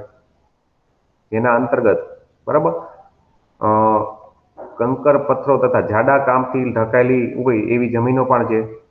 અને સ્થાનિક ભાષામાં જેમાં રસ્તા નીકળતા હોય તેને આપણે દૂન કહીએ છીએ. ઉદાહરણ તરીકે દેહરાદૂન, પાટલીદૂન, કોથરીદૂન, બરાબર. એટલે એવા રસ્તા આવેલા છે, બરાબર. કંકર પથ્થરના ઝાડા કાપથી ઢંકાયેલા હોય, બરાબર, તેને દૂન તરીકે ઓળખવામાં આવે છે. કોથરીદૂન, દેહરાદૂન, પાટલીદૂન વગેરે વગેરે. ત્યાર પછી પૂર્વ હિમાલય, બીજી ભાગ હિમાલયનો પર્વતમાળાનો, તેના અંતર્ગત પૂર્વ ભાગમાં આવેલી હારમાળા ઓછી ઊંચાઈ ધરાવે છે. તેમાંથી ઘણી હારમાળાઓ ટેકરીઓ સ્વરૂપે પણ ઘણી બધી પ્રખ્યાત છે. ઉદાહરણ તરીકે પૂર્વ હિમાલયમાં આવેલી આ ટેકરીઓ નાની હારમાળાઓ સ્વરૂપે જ ફેલાયેલી જોઈ, જેમાં અંતર્ગત અતકાઈ અરુણાચલ પ્રદેશમાં આવેલી છે, નાગા ટેકરી નાગાલેન્ડમાં, લુસાઈ એ મિઝોરમમાં અથવા મિઝો ટેકરી કહેવામાં આવે છે એને. ખાસ યાદ રાખજો, આવી ટેકરીઓ એક્ઝામમાં પૂછાય તો. પતકોઈ છે એ અરુણાચલમાં, નાગા ટેકરી નાગાલેન્ડમાં, લુસાઈ અથવા મિઝો ટેકરી મિઝોરમમાં.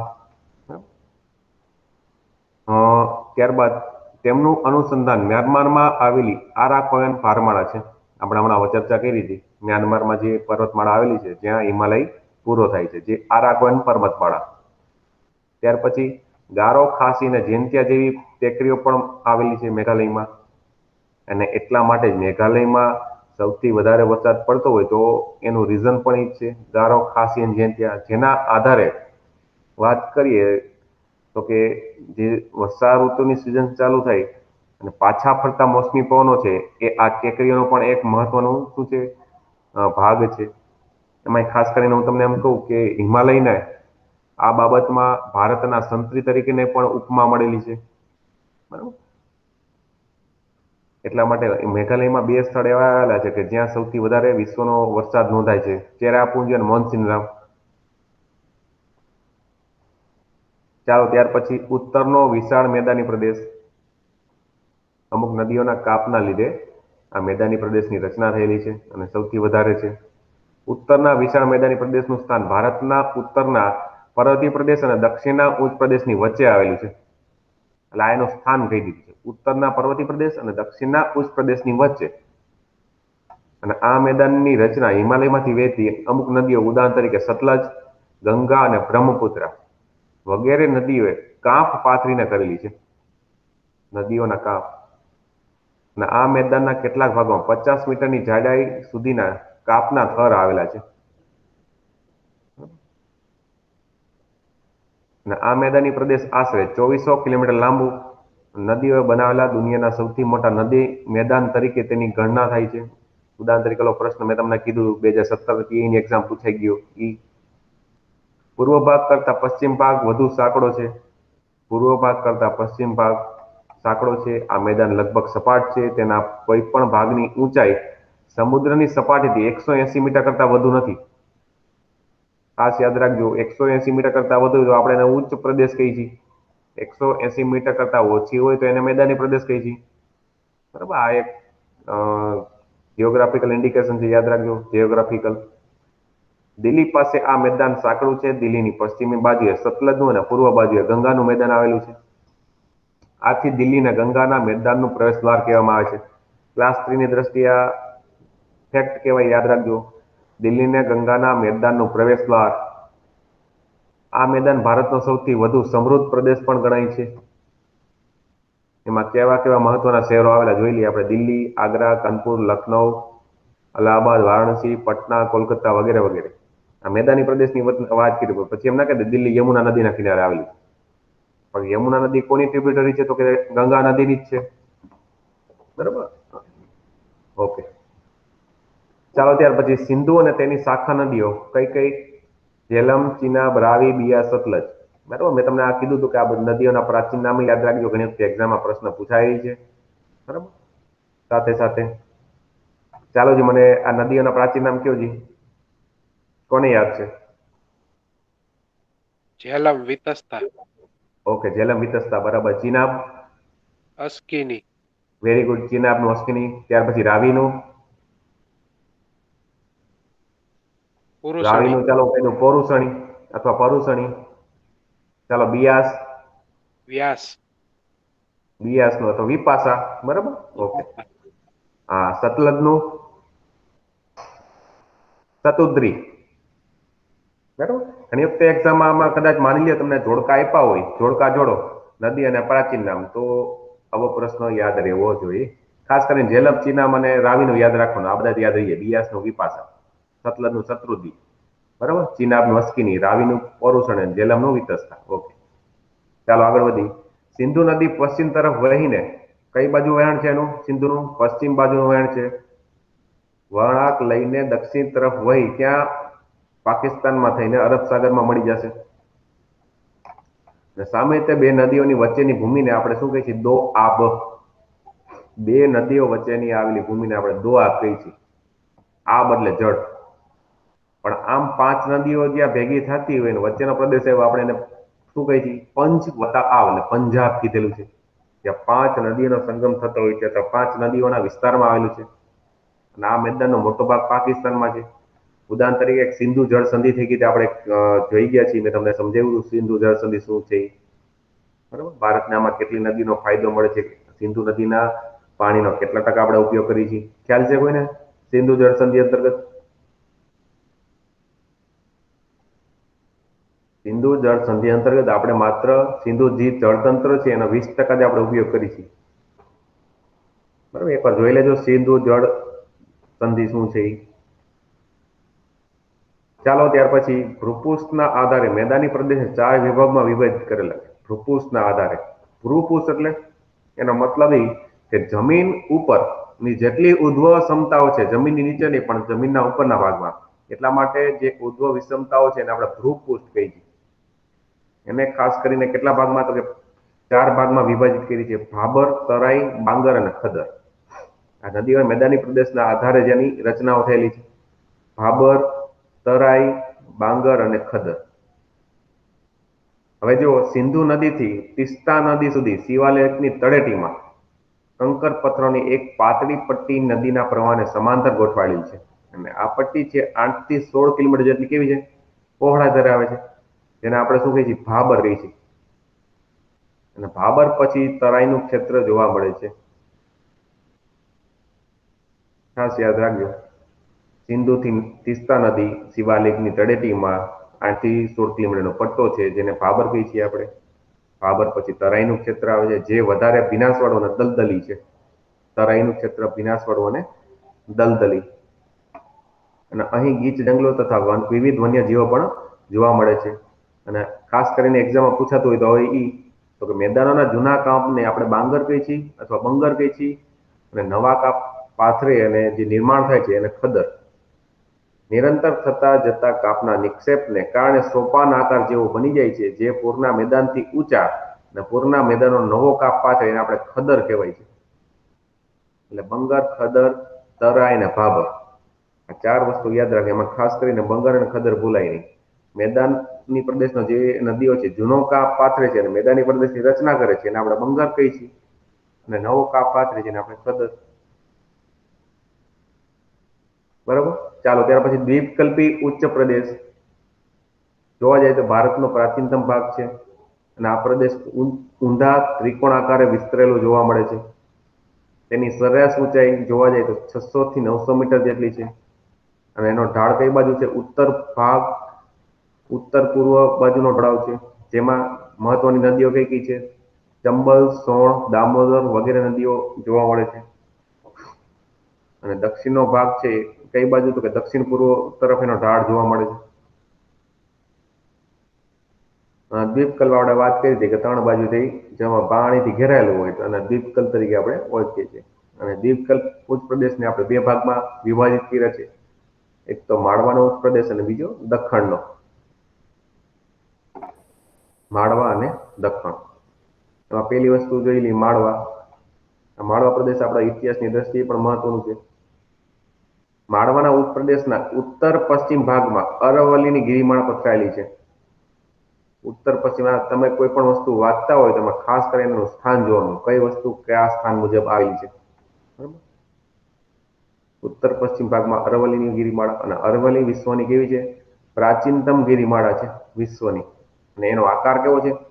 તો કે ગેડ, એની રચના ગેડ પ્રકારની છે, ગેડીકરણથી રચના પામેલી છે. એટલે અરવલ્લી ગિરિમાળા કેવું છે? ગેડ પર્વતનું એક ઉદાહરણ છે. માઉન્ટ આબુ આ ગિરિમાળામાં આવેલું કેવું છે? રમણીય સ્થળ અથવા ગિરિમથક છે. અને અરવલ્લીનું સૌથી ઊંચું પર્વત શિખર જોઈએ તો એ માઉન્ટ આબામાં આવેલું કયું ગુરુ શિખર, તેની હાઈટ છે 1722 મીટર. ખાસ યાદ રાખજો, અરવલ્લીમાં જ આવેલું છે ગુરુ શિખર, અને એમાં ખાસ કરીને 1722 મીટર. અને આ જ પ્રદેશની દક્ષિણે વિધ્યાંચલ પર્વતશાળામાંથી નીકળતી નદીઓ, ઉદાહરણ તરીકે ચંબલ અને બેતવા, એનું વહાણ કઈ છે તો ઉત્તર તરફ વહીને યમુનાને મળે છે. એટલે એ યમુનાની કેવી છે, ટ્રિબ્યુટરી અથવા તો સહાયક નદીઓ છે. તો સોણ નદી ઉત્તર તરફ વહીને ગંગાને મળી જાય છે. સોણ નદી કને ગંગા નદીને ઉત્તર તરફ મળીને. આ નદીઓના વહેણની દિશા પરથી જાણી શકાય છે કે ઉચ્ચ પ્રદેશનો ઢાળ કઈ બાજુ હોય. અને મધ્યવર્તી ઉચ્ચ ભૂમિના આ ઉત્તર પૂર્વ ભાગને આપણે બુંદેલખંડ કહીએ છીએ.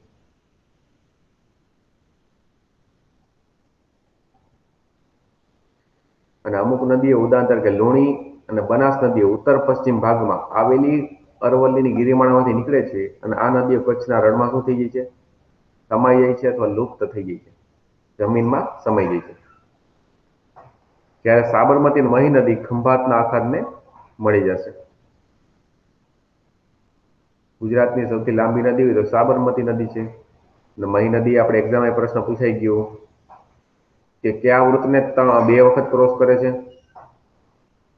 મહી નદી કર્કવૃતને. ઓકે, કર્કવૃત.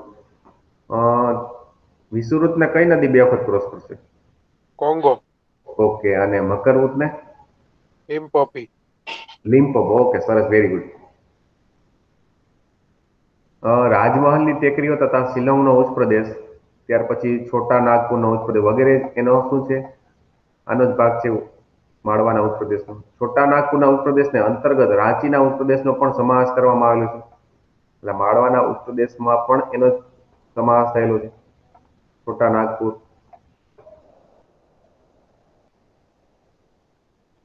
નંબર 2, દખણનો ઉચ્ચ પ્રદેશ. કે માળવાના ઉચ્ચ પ્રદેશની કઈ બાજુ દક્ષિણે આવેલી કઈ પર્વતમાળા? સાતપુડા, મહાદેવ, મેકલ. જે એક્ઝામમાં તમને પૂછાઈ ગઈ હતી કે પર્વતમાળા યોગ્ય ક્રમમાં છે એ ગોઠવો. 4 ઓપ્શન હતા, બરાબર? તો એમાંથી 2 તો આ હતી જ, સાતપુડા અને મહાદેવ. સાતપુડા, મહાદેવ અને મેકલની ટેકરીની દક્ષિણે દખણનો ઉચ્ચ પ્રદેશ આવેલો છે. સાતપુડા, મહાદેવ, મેકલ. એટલે ઉચ્ચ પ્રદેશના ઉત્તર પશ્ચિમી ભાગો મુખ્યત્વે કેવા છે? લાવા અને નિક્ષેપોથી બનેલા છે, જ્વાળામુખીથી નિર્મિત છે જોવા જઈએ તો. અને પશ્ચિમ તરફ તેની સીમા કેવી છે? પશ્ચિમ ઘાટ દ્વારા નિર્ધારિત કરવામાં આવેલી છે. ચાલો જી, મને એક પ્રશ્ન પૂછવાનું મન થાય છે. પશ્ચિમ ઘાટ છે કેટલા રાજ્યોમાં સ્થિત છે? કોઈ કહેશે મને આન્સર? પશ્ચિમ ઘાટ 5. હજી કોઈને કેવું છે?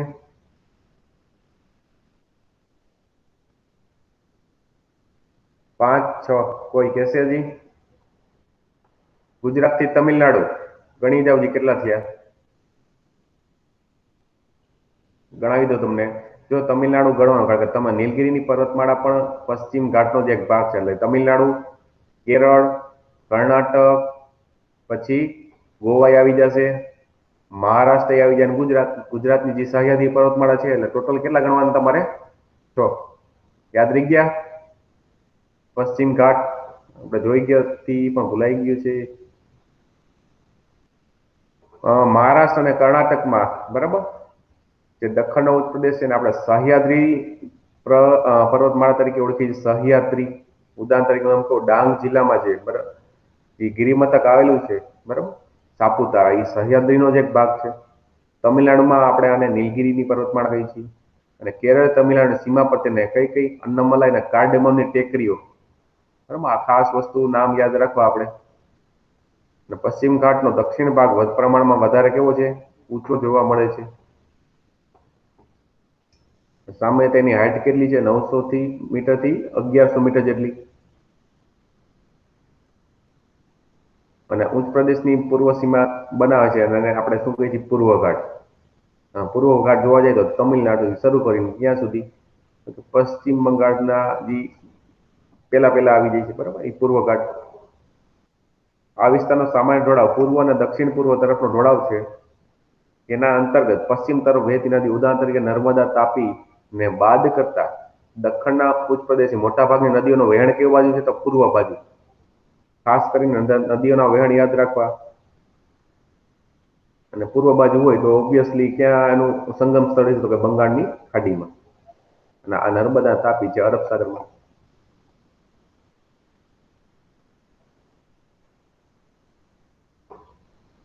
ત્યાર પછી તટી મેદાનો,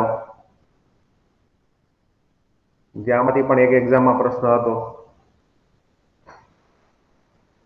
ચાલો જોઈ લઈએ આપણે. દ્વીપકલ્પી પ્રદેશથી કચ્છથી ઓડિશા સુધી, કચ્છથી ઓડિશા સુધી મેદાનોની સાંકડી પટ્ટીથી ઘેરાયેલો છે. તેને પશ્ચિમ તથા પૂર્વના તટી મેદાનોના વહેંચવામાં આવેલું છે. જો આમાંથી તમે જોવા જાવ તો પીઈ નો જે પ્રશ્ન છે આમાંથી એક બનતો હતો, બરાબર. પશ્ચિમનું તટી મેદાન ગુજરાતથી કેરળ સુધી ફેલાયેલું છે. ક્યાંથી ક્યાં? ગુજરાતથી કેરળ સુધી. અને ગુજરાતને બાદ કરતા તે મોટા ભાગનું સાંકડું મેદાન છે. અને ગોવાથી દક્ષિણમાં તેને મલાબાર તટ.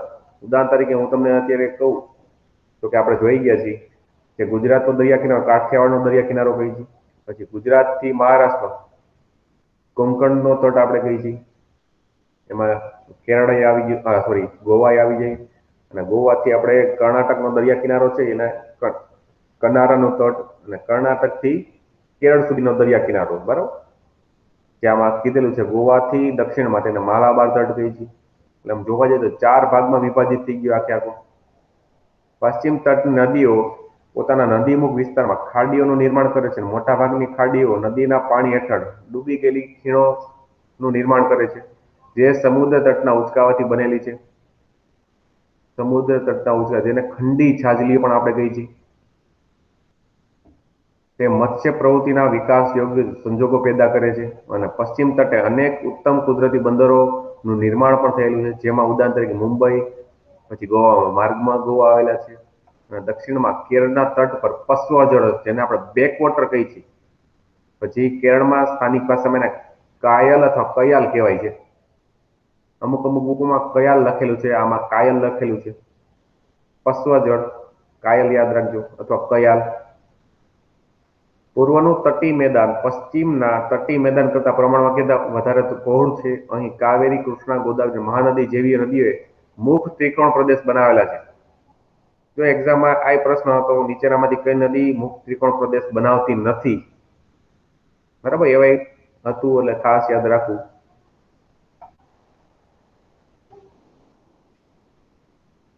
ઉત્તર સિરકાર, મીન્સ કે તમિલનાડુથી તમે શરૂ કરો, પશ્ચિમ બંગાળ જે તટ આવે છે, ઉદાહરણ તરીકે હું એમ કહું કે તમિલનાડુ દરિયા કિનારો એ છે કોરોમંડલનો દરિયા કિનારો.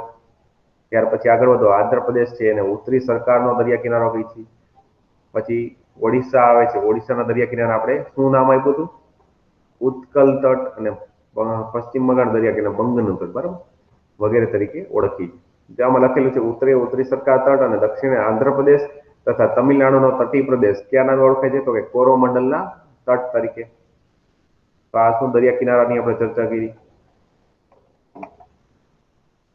વાંચી જાવજો એકવાર.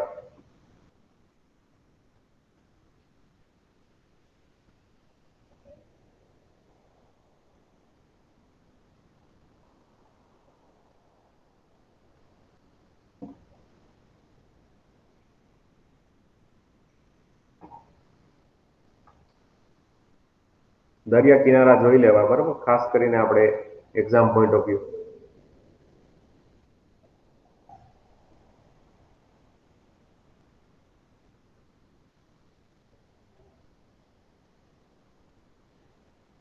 આમાંથી આપણે પીએ ની એક્ઝામ કેટલા લોકોએ આપેલી હતી 3 જાન્યુઆરી રોજ?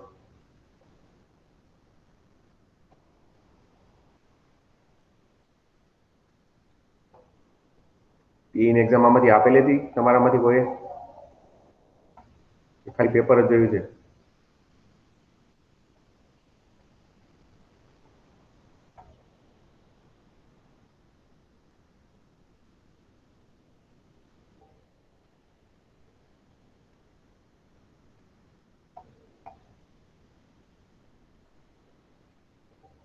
ચાલો, કાંઈ વાંધો નહીં. આગળ વધુ આપણે. દ્વીપ સમૂહ, આંદામાન નિકોબાર અને લક્ષદ્વીપ. લક્ષદ્વીપમાં અનેક નાના મોટા ટાપુઓ આવેલા છે. અરબી સમુદ્રમાં કેરળ તટથી થોડે દૂર છે, એટલા માટે કેરળની વિસ્તાર છે, જે અધિકાર ક્ષેત્ર લાગુ પડતું હોય તો કોચી કેરળ હાઈકોર્ટનું લાગુ પડે છે. બરાબર.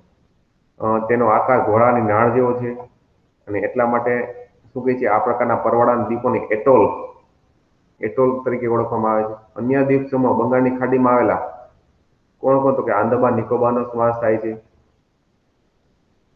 અને આ ટાપુઓ 350 કિલોમીટર વિસ્તારમાં પથરાયેલા જોવા મળે છે.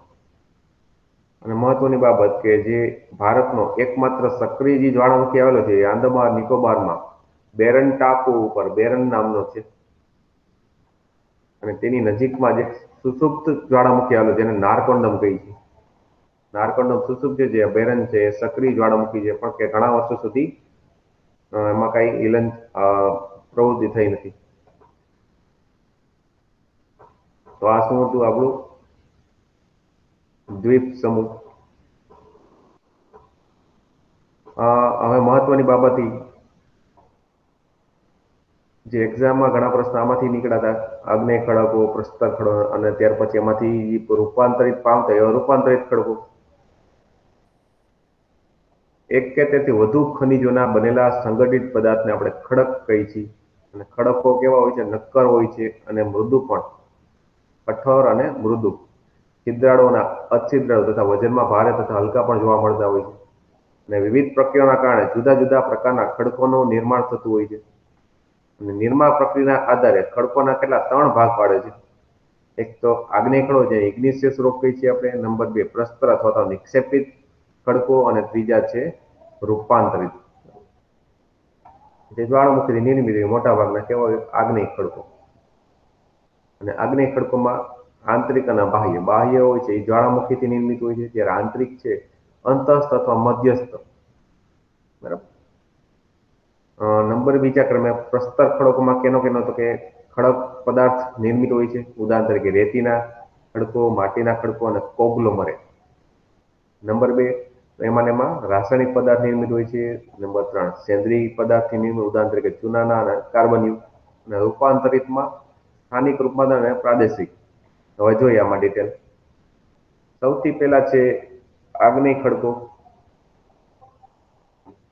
આગ્નેય ખડકો છે પૃથ્વીના પેટાળમાં રહેલી પ્રચંડ ગરમી કારણભૂત અથવા તો આપણે શું કહીએ છીએ, મેઘમાં જે પ્રસ્ફુટન થાય છે, બરાબર, જેના લીધે અમુક પ્રસ્ફુટન થઈને અમુક હજારો વર્ષો અથવા ઘણા સમય સુધી મેઘમાં પડ્યો રહે છે અને ઠંડો થાય છે, અને એમાંથી જે ખડકો નિર્મિત થાય છે એ આગ્નેય ખડકો છે. ભૂગર્ભમાં ગરમીના આ પ્રચંડ પ્રમાણને લીધે પૃથ્વીનું પેટાળ હંમેશા કેવું છે? ગરમ રહે છે. આથી અહીં રહેલા પદાર્થો અર્ધપ્રાવી સ્થિતિમાં હોય છે. તે પદાર્થોને મેગ્મા સ્વરૂપ નામ આપેલ છે. અને સમયાંતરે આ મેઘમાં ઠંડો પડતા ખડકોનું નિર્માણ થાય છે. અને ખડકો ગરમીની અસરથી બને છે, તેથી તેમને આગ્નેય કે અગ્નિકૃત ખડકો એવું નામ મળેલ છે. આ પ્રકારના ખડકો કેવા છે? પૃથ્વીના ભૂસ્તરીય નિર્માણમાં આવા ખડકો સર્વપ્રથમ નિર્માણ પામે, એટલા માટે પ્રાથમિક અથવા તો આદ્ય ખડકો પણ કહેવામાં આવે છે. યાદ રાખજો, પ્રાથમિક અથવા આદ્ય ખડકો. અને ભારતમાં રાજસ્થાન, મધ્યપ્રદેશ અને દક્ષિણ દ્વીપકલ્પમાં આવા ખડકોનું પ્રમાણ વધારે જોવા મળે છે. અને આગ્નેય ખડકો સૌથી વધુ નક્કર હોય છે. ઉદાહરણ તરીકે ગ્રેનાઇટ એ અંતઃસ્થ પ્રકારના ખડકનું જાણીતું દ્રષ્ટાંત છે, અને બેસાલ્ટ છે આ પ્રકારના અગ્નિકૃત ખડકો છે. ઘણી વખતે ઉદાહરણો પૂછી લે છે. આગ્નેય ખડકો. નંબર 2 પ્રસ્તર ખડકો. પાણી તથા અન્ય બળોની સંયુક્ત અસરથી આગ્નેય ખડકો તૂટે છે. અને તૂટેલા ખડક પદાર્થોનું જળમાં નિક્ષેપ પણ થતું રહે છે, અને તેમના સ્તર રચાય છે. અને આમ ખડક પદાર્થો અથવા ખડક બોજનું વિવિધ સ્તરોમાં નિક્ષેપણ થાય છે. અને સર્વપ્રથમ રચાયેલા અને સૌથી નીચે રહેલા સ્તર ઉપર તેની ઉપર બનેલા સ્તરોના વજનને લીધે નીચેના સ્તર ઉપર દબાણ કરે છે. અને કાળક્રમે તેમાંથી સ્તર રચના ધરાવતા ખડકોનું નિર્માણ થાય છે. અને આવા ખડકોને આપણે પ્રસ્તર ખડકો કહીએ છીએ. ઉદાહરણ તરીકે ચિરોડી, ચૂનાનો ખડક, કોલસો વગેરે પ્રસ્તર ખડકોનું ઉદાહરણ છે. કોલસો ખાસ યાદ રાખજો. અને બિહાર અને ઝારખંડમાં વગેરે રાજ્યોમાં કોલસો અને ચીરણીની ઘણી બધી ખાણો પણ જોવા મળે છે. પ્રસ્તર ખડકો, બરાબર, પાણી અને અન્ય બળોની અસરથી કોની ઉપર અસર કરે છે? આગ્નેય ખડકો તૂટે છે, બરાબર, વગેરે વગેરે, અને એના અસરના લીધે પ્રસ્તર ખડકોનું નિર્માણ થાય છે. એકબીજા ખડકો ઉપર શું છે? દબાણ અનુભવે અને ઉપરથી નીચેના સ્તર ઉપર વધારે દબાણ કરે છે, એટલે પ્રસ્તર જેવી રચના થાય છે. એટલે એટલા જ માટે એને પ્રસ્તર ખડકો કહે છે. નંબર 3, રૂપાંતરિત ખડકો. કેટલીક વિશેષ પરિસ્થિતિમાં મૂળ ખડકોનું સ્વરૂપ, બંધારણ અને ગુણધર્મ રૂપાંતરિત થતા જાય છે, અને હકીકતમાં ઊંચું તાપમાન અને ખડક સ્તરોનું વધુ દબાણ, આ બે મુખ્ય પરિબળોની સંયુક્ત અસરના લીધે કોને તો કે આગ્નેય અને પ્રસ્તર ખડકોનું તદ્દન નવું સ્વરૂપ ધારણ કરે છે. આગ્નેય અને પ્રસ્તર ખડકોનું મિશ્રણથી અથવા તો નવા ખડકનું નિર્માણ થતું હોય છે. તો એવા નવા નિર્માણ પામતા ખડકોને આપણે રૂપાંતરિત ખડકો તરીકે ઓળખીએ. ઉદાહરણ તરીકે રાજસ્થાનમાં મળી આવતો આરસ પહાડ અને ક્વાર્ટઝાઇટ, બરાબર, આ એના બે મહત્વના ઉદાહરણ છે. આરસ પહાડ યાદ રાખજો.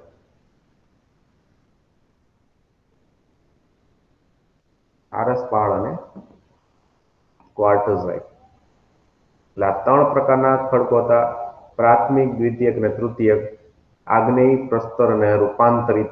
બરાબર. ઘણી વખતે તમને કદાચ માની લ્યો કે જોડકા સ્વરૂપે પૂછે, કોલસો આપી દે, બેસાલ્ટ આપી દે, અથવા ગ્રેનાઇટ આપી દે, અથવા તો કોઈ ક્વાર્ટઝાઇટ આપી દે, જોડકા જોડો, બરાબર. તો એ પણ એ રીતે યાદ રાખજો. ચાલો, ખનીજો.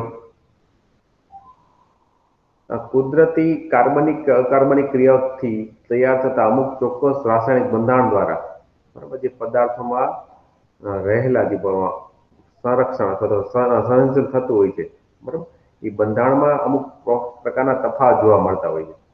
એ પદાર્થોને જ આપણે શું છે? ખનિજ તરીકે ઓળખીએ છીએ. કાર્બનિક, અકાર્બનિક પ્રકારની. અને ખનિજો પૃથ્વી સપાટી કે પેટાળમાંથી ઘન પ્રવાહી કે વાયુ સ્વરૂપે પણ જોવા મળે છે. ઉદાહરણ તરીકે પારો છે, બરાબર. ખનિજોની પૃથ્વીની સપાટીની ગુસ્સક રચના પર આધાર રાખે છે. ઉદાહરણ તરીકે લોખંડ, તાંબુ, જસત, સોનું, ચાંદી વગેરે ખનિજો આગ્નેય ખડકોમાંથી મળે છે, બરાબર. એટલે પ્રાથમિક ખડકોમાંથી મળતી હોય એ લોખંડ, તાંબુ, જસત, સોનું, ચાંદી વગેરે. અને કોલસો, ખનિજ તેલ અને કુદરતી વાયુ પ્રસ્તર અથવા દ્વિતીય ખડકોમાંથી મળે છે. એવું પણ તમારે એનાલિસિસ કરતું જવાનું, બરાબર. ખાસ કરીને લોખંડ, તાંબુ, જસત, સોનું, ચાંદી પ્રાથમિક અથવા તો આગ્નેય ખડકોમાંથી મળે છે, અને કોલસો, ખનિજ તેલ, કુદરતી વાયુ પ્રસ્તર અથવા દ્વિતીય ખડકોમાંથી મળે છે. ત્યારે તૃતીય અથવા તો રૂપાંતરિત ખડકોમાંથી સ્લેટ, આરસપાળ, હીરા, ક્વાર્ટઝાઇટ વગેરે વગેરે. અને વર્ગીકરણ જોઈ લો. આપણા રોજિંદા વ્યવહારમાં લગભગ 200 જેટલા ખનિજોનો ઉપયોગ સીધી કે આડકતરી રીતે થાય છે. તો ખનિજોનો સર્વસામાન્ય વર્ગીકરણ શક્ય નથી, એટલા માટે 3 પ્રકારે એને વર્ગીકરણ કર્યા છે. નંબર 1 છે ધાતુમય ખનિજો, ધાત્વિક, મેટાલિક, જેને આપણે કહીએ છીએ. એમાં ખાસ કરીને જોવા જઈએ તો કિંમતી ધાતુમય, ઉદાહરણ તરીકે ક્યાં સોનું, ચાંદી, પ્લેટિનમ, બરાબર. કિંમતીમાં કઈ આવશે? તો કે સોનું, ચાંદી અને પ્લેટિનમ. આ બધામાં સૌથી વધારે મોંઘું હોય તો પ્લેટિનમ છે. નંબર 2, હલકી ધાતુમય ખનિજો, ઉદાહરણ તરીકે મેગ્નેશિયમ, બોક્સાઇટ અને ટિટેનિયમ. નંબર 3, સામાન્ય ઉપયોગમાં લેવાતા ખનિજ, ઉદાહરણ તરીકે ક્યાં તો કે લોખંડ, તાંબુ, સીસુ, જસત, કલાઈ, નિકલ વગેરે વગેરે. ચોથા ક્રમે તો કે મિશ્ર ધાતુ, ઉદાહરણ તરીકે ક્રોમિયમ, મેંગેનીઝ, ટંગસ્ટન અને વેનેડિયમ. તો આ રીતે જે મેટાલિક છે, બરાબર, 4 પ્રકારે વર્ગીકરણ કરેલું છે. ખાસ કરીને એકવાર જોઈ લ્યો. કિંમતી, હલકી, સામાન્ય અને મિશ્રમાં.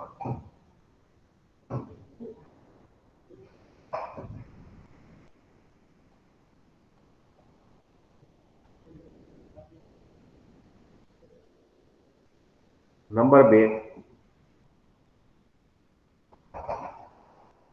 અધાતુમય ખનિજો, ઉદાહરણ તરીકે ક્યાં? ચૂનાના ખડક, ચોક, એસ્બેસ્ટોસ, અબ્રક, ફ્લોરસ્પાર, જીપ્સમ, સલ્ફર અને હીરા. મોટા ભાગે દ્વિતીય પ્રકારની છે. નંબર 3, સંચાલન શક્તિ માટે ઉપયોગમાં લેવાતા ખનિજો, કોલસો, ખનિજ તેલ, કુદરતી વાયુ, યુરેનિયમ, થોરિયમ વગેરે. હવે એનું રાજ્યો પ્રમાણે વર્ગીકરણ આપેલું છે. કયા રાજ્યમાંથી કઈ ખનિજ છે વધારે પડતી મળી આવે છે. જોઈ લઈએ એકવાર. લોખંડ, મેંગેનીઝ, તાંબુ, બોક્સાઇટ, સીસુ, અબરખ, ચૂના અને ખડક.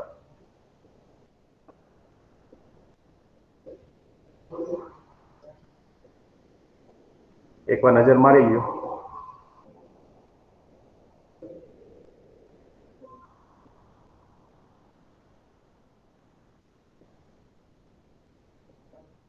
પણ એક્ઝામમાં આમાંથી પ્રશ્ન આ રીતે નહીં પૂછાય.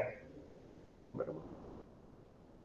પ્રશ્ન મેં તમને કીધું હતું એ રીતે પૂછાય છે કે કિંમતી ધાતુ કઈ છે, હલકી ધાતુ છે, મિશ્ર રૂપે કઈ છે, અથવા તો માની લ્યો કે પ્રસ્તર ખડકો છે એના ઉદાહરણો ક્યાં છે, રૂપાંતરિત ખડકો છે એના ઉદાહરણો ક્યાં છે, અને આગ્નેય ખડકો.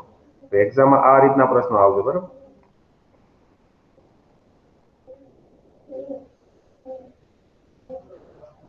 ચાલો ત્યાર પછી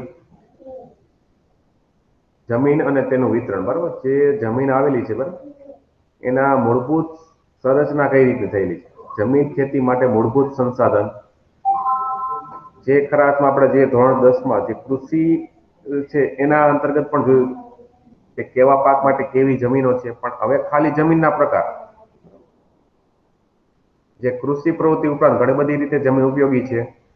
અને જમીન એ પૃથ્વીની સપાટી પરના જૈવિક અને અજૈવિક દ્રવ્યનું બનેલું એક કેવું છે, પાતળું સ્તર છે. જેમ કોઈ સફરજન ને તેની પાતળી છાલ સાથેનો સંબંધ હોય એ રીતે. નિર્માણ કઈ રીતે થાય છે? ચાલો, જમીન એ ખડકોના ખવાણની ફલિત પેદાશ છે. અને ખડકોની સપાટીવાળા ભાગનું તાપમાન, વરસાદ, હિમ, હવા, વનસ્પતિ, જીવજંતુઓ વગેરે પરિબળોના કારણે ખવાણ થવાથી ખડકોનો ભૂકો બને છે અને ભૂમિનું આવરણ તૈયાર થાય છે. અને આ ભૂમિ આવરણમાં ખડકોના નાના મોટા ટુકડા, કાંકરા, માટી, રજ વગેરે ભેગા થવાથી, બરાબર, જે નિર્માણ થાય છે એને આપણે રેગોલિથ કહી છીએ, જેમાં કેવળ ખનિજ દ્રવ્ય જ હોય છે. અને આ પ્રક્રિયા, જમીન નિર્માણની પ્રક્રિયા ઘણો સમય લાગે છે. ઉદાહરણ તરીકે સૌથી ફળદ્રુપ જમીન છે એ કાળી જમીન છે. અને ખાસ કરીને કાપ શેનાથી બનેલી છે? કે જ્વાળામુખીના નિક્ષેપણથી. તો એટલા માટે જમીનના પ્રકારને જોવા જઈએ તો મહત્વના 6 પ્રકારે વેચી શકી છે. એક તો કાંપની જમીન, જે નદી પ્રદેશ છે એના દ્વારા રચાય છે, જૂના અને નવા કાપની જમીન. નંબર 2, કાળી જમીન અથવા તો રેગુ સોલ કહી છે આપણે, જે જ્વાળામુખીથી નિર્મિત થતી હોય છે. નંબર 3, રાતી જમીન, રેડ સોઇલ. નંબર 4, પડખાવ જમીન કે લેટરાઇટ જમીન, જે પર્વતીય વિસ્તારમાં ઘણી વખત થતી હોય છે. અને 5મા ક્રમે પર્વતીય જમીન, જે ઉદાહરણ તરીકે આસામ, દાર્જિલિંગ વગેરે એરિયામાં જે ખેતી થાય છે, કેરળમાં. નંબર 6, રણ પ્રકારની જમીન. બરાબર. જમીનના મુખ્ય પ્રકાર આપેલા છે. જો આ મેપમાં બધા પ્રદેશમાં જે જમીન આવેલી છે એનું વર્ગીકરણ કરેલું છે. અને ખાસ કરીને પેલા જો કલર પ્રમાણે કયું વર્ગીકરણ જોવા મળે છે. કાંપની જમીન જો તમે ખાસ કરીને, તો કે ગુજરાતનો ઉત્તર ગુજરાત, કચ્છ વગેરેનો પ્રદેશ આવી જાય છે. જોવા જઈએ તો રાજસ્થાન, પંજાબ, યુપી, બરાબર, ઝારખંડ, બિહાર વગેરેનો પ્રદેશ છે એ કાંપની જમીન ધરાવે છે. પછી કાળી જમીન,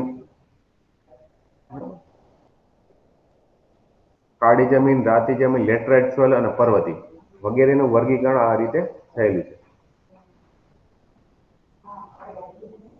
મોટા ભાગની પર્વતીય જમીન છે, જો જમ્મુ કાશ્મીર થી ઉત્તરાખંડનો વિસ્તાર, અને અહીંયા ઉપર જોવા જાય તો અરુણાચલ પ્રદેશ.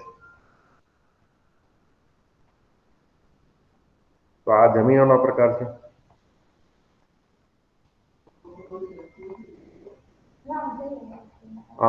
હવે જમીનોમાં નંબર 1, કાંપની જમીન. કાંપની જમીનના આપણે જોયું 2 પ્રકાર છે, ખદ્દર અને બંગાળ. જે વારંવાર એક્ઝામમાં આમાંથી પ્રશ્ન આવતા હોય. નદીઓના નિક્ષેપ પરથી તૈયાર થતી આ નવા કાપની જમીનને શું કહે છે? નવા કાપને ખદ્દર છે, અને જૂના કાપથી બનેલી હોય તો એ બંગાળ છે. અને પૂરના મેદાનોથી બનેલી આ જમીનો મુખ્યત્વે નદીઓની નજીકના ક્ષેત્રોમાં જોવા મળે છે. પ્રમાણમાં કેવી છે? રેતાળ હોય છે. જ્યારે નદી ખીણોના ઉપરવાસમાં આવેલી એકંદરે જૂનો કાપ ધરાવતી હોય તો એને આપણે બંગાળ. નવો અને જૂનો કાપ ખાસ યાદ રાખવું. નવો કાપ ધરાવતી ખદ્દર, અને જૂનો કાપ ધરાવતી હોય તો કઈ છે? બંગર જમીન. જે પ્રમાણમાં કેવી છે બંગર જમીન? ચીકણી અને ઘેરા રંગની હોય છે. અને કાપની જમીન દેશના ઘણા મોટા વિસ્તારમાં જોવા મળે છે. ઉદાહરણ તરીકે આપણે જોયું કે પંજાબ, ઉત્તર પ્રદેશ, બિહાર, પશ્ચિમ બંગાળ, ગુજરાત વગેરે વગેરે. અને પ્રમાણમાં કેવી હોય છે? ફળદ્રુપ હોય છે. નંબર 2, કાળી જમીન. ક્યાં ક્યાં જોવા મળે છે? તો કે મહારાષ્ટ્ર, પશ્ચિમ બંગાળ, પશ્ચિમ મધ્યપ્રદેશ, ગુજરાત, કર્ણાટક, આંધ્રપ્રદેશ, તેલંગાણા, તમિલનાડુ વગેરેમાં. અને આ જમીન છે દ્વીપકલ્પી ઉચ્ચપ્રદેશની ભેટ ગણવામાં આવે છે, કારણ કે જ્વાળામુખીથી નિર્મિત અને એમાં પણ ઘણા વર્ષો સુધી પ્રક્રિયા થયેલી હોય અને આ જમીનોનું નિર્માણ થાય છે. એટલે ચીકણી અને કસવાળી વચ્ચે લાંબા સમય સુધી ભેજ ગ્રહણ કરવાની ક્ષમતા ધરાવે છે. અને રૂપાંતરિત ખડકો દ્વારા શું છે, આ જમીનનું નિર્માણ થયેલું છે. અને ખાસ કરીને કપાસના પાક માટે વધુ અનુકૂળ આવે છે. કપાસના પાકની વિશેષતા ની એક્ઝામ પૂછાઈ ગઈ હતી. તેથી જ તો તે કપાસની કાળી જમીન તરીકે પણ જાણીતી છે. અને આ જમીનને બીજા કયા નામે ઓળખી છે? તો કે રેગુર સોઇલ અથવા રેગુર જમીન તરીકે પણ ઓળખવામાં આવે છે. એટલે તમે કોઈ પણ રીતે જો પ્રિપેરેશન કરતા હોય તો જમીનની વિશેષતા, ખાસ કરીને કોઈ પણ પાક હોય, આપણે જોઈ ગયા છેલ્લે કે કપાસનો પાક હોય, ઘઉંનો પાક હોય વગેરે વગેરે, બરાબર. એને કેવી જમીન અનુકૂળ આવે છે, કેટલું તાપમાન જોઈએ છે, બરાબર, એની ભેજ ગ્રહણ કરવાની શક્તિ શું છે અને કેવા પ્રદેશોમાં જોવા મળે છે. તો આ રીતે 4 પોઈન્ટને ધ્યાનમાં રાખીને પ્રિપેર કરવાની.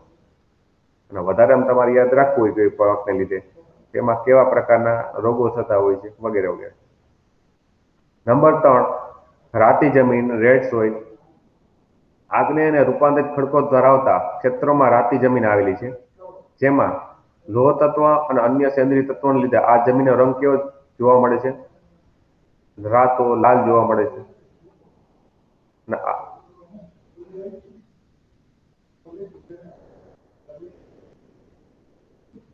આ જમીન પ્રમાણમાં કેવી રીતે છિદ્રાળુ અને ઉપજાઉ? ઉદાહરણ તરીકે કેવા કેવા જગ્યાએ જોવા મળે? તો કે ગોવા, તમિલનાડુ, કર્ણાટક, આંધ્રપ્રદેશ વગેરે વગેરે જગ્યાએ.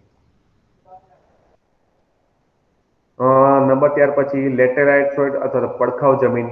વધુ વરસાદને કારણે તીવ્ર ધોવાણના પરિણામ સ્વરૂપે પડખાવ જમીનનું નિર્માણ થાય છે. વધુ વરસાદ વાળો જે પ્રદેશ છે અને તીવ્ર ઢોળાવ ધરાવતા, બરાબર, અને વધુ વરસાદને કારણે જમીનના ઉપરના સ્તરમાંથી પોષક તત્વો ધોવાઈને ક્યાં નીચેના સ્તરમાં જાય છે. એટલા માટે જૈવિક દ્રવ્યનું પ્રમાણ કેવું થઈ જાય છે? ઓછું. ને આ જમીન પ્રમાણમાં કેવું હોય છે? તો કે ઓછી ફળદ્રુપ હોય છે. અને અહીં લાલ રેતીના પથ્થરોમાં લોહ અને એલ્યુમિનિયમ જેવા તત્વો પ્રમાણમાં વધારે હોય છે. લોહ અને એલ્યુમિનિયમ, એટલા માટે એનો કલર કેવો હોય છે? બરાબર.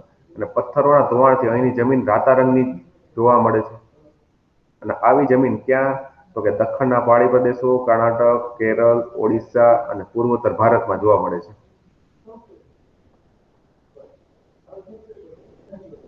નંબર 5, પર્વતીય જમીન. જે આપણે જોયું હતું કે જમ્મુ કાશ્મીર થી ઉત્તરાખંડ, એટલે હિમાચલ પ્રદેશ આવી જશે, અને અરુણાચલ પ્રદેશ વગેરે જગ્યાએ પર્વતીય જમીન આવેલી છે. જંગલોને કારણે જૈવિક દ્રવ્યનું પ્રમાણ વધારે જોવા મળે છે. અને શિવાલિક પર્વત શ્રેણી ઉપર આ જમીન ઓછી કસવાળી અને અપરિપક્વ જોવા મળે છે. કેવી? તો કે રેતાળ, છિદ્રાળુ અને જૈવિક દ્રવ્યના અભાવવાળી.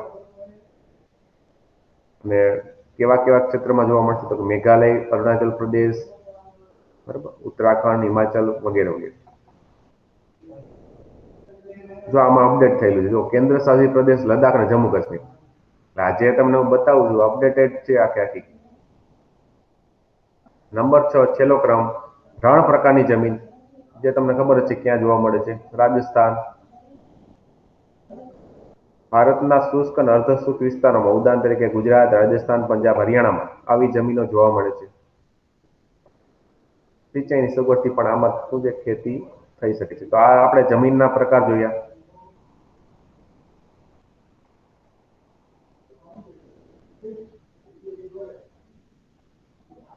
ચાલો જી, આમાં જે પ્રેક્ટિસ આપી છે, પ્રેક્ટિસ કરો જી. પતકોઈની ટેકરીઓ ક્યાં આવેલી છે? પતકોઈની તો અરુણાચલ પ્રદેશમાં. તો લુસાઈ મિઝોરામ.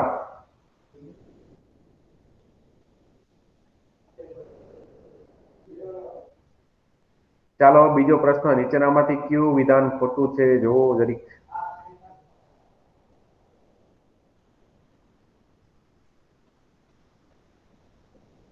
સોનું, ચાંદી, પ્લેટિનમ કિંમતી ધાતુમય ખનિજો છે? તો કે હા, સાચું છે. Option C. હા હા, બરાબર છે. સરસ, કાંઈ વાંધો નહીં, સરસ ઉપયોગ કરો છો. ત્રીજો પ્રશ્ન જુઓ. એ અને બી મેં કીધું હતું ને, આવી રીતના પ્રશ્ન પૂછી શકાય. હવે પ્રસ્તર ખડકોનું ઉદાહરણ ચાલો આપું છું. પ્રસ્તર ખડકો, આમાં જ જવાબ આપી દેજો. પ્રસ્તરમાં કયો આવશે? ઓપ્શન ડી આવે સર આમાં. Option D, yes. પ્રસ્તરમાં ચૂનાનો ખડક, રૂપાંતરિતમાં આરસ પહાડ અને આગ્નેયમાં ગ્રેનાઇટ. વેરી ગુડ, સરસ. એટલે હજી જો પ્રસ્તરમાં કોણ આવશે? ચૂનાનો ખડક, રૂપાંતરિતમાં આરસ પહાડ અને આગ્નેય ખડક છે એ ગ્રેનાઇટ. આવું જે બંધારણ છે એ સાચું. એટલે એકમાં બી, બીજામાં સી અને ત્રીજામાં એ. એટલે ઓપ્શન એ છે એ તમારો સાચો આન્સર બનશે. ચાલો ત્યાર પછી નીચેનામાંથી કયું વિધાન સાચું છે? પશ્ચિમ ઘાટ ઉત્તર ક્ષેત્રમાં વધુ ઊંચાઈ ધરાવે છે. કર્ણાટકમાં પશ્ચિમ ઘાટને નીલગિરી કહે છે, ખોટું છે. બી તો હાવ ખોટું છે.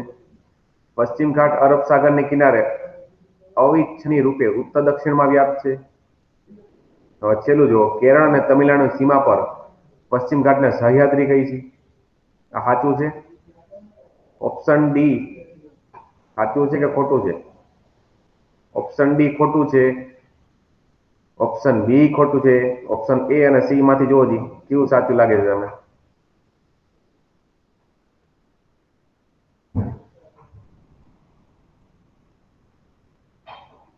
પશ્ચિમ ઘાટ અરબ સાગરની કિનારે અવિચ્છિન્ન રૂપે ઉત્તર દક્ષિણમાં વ્યાપ્ત છે.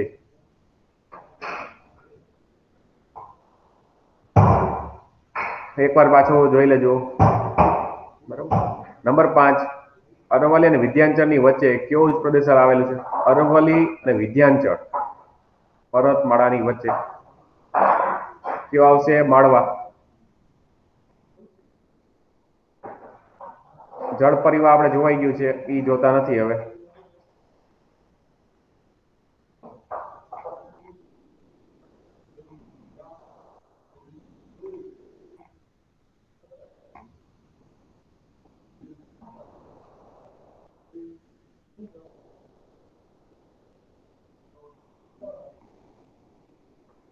આબોહવા જોવાઈ ગયું છે, આપણે જોતા નથી પાછા ફરીથી.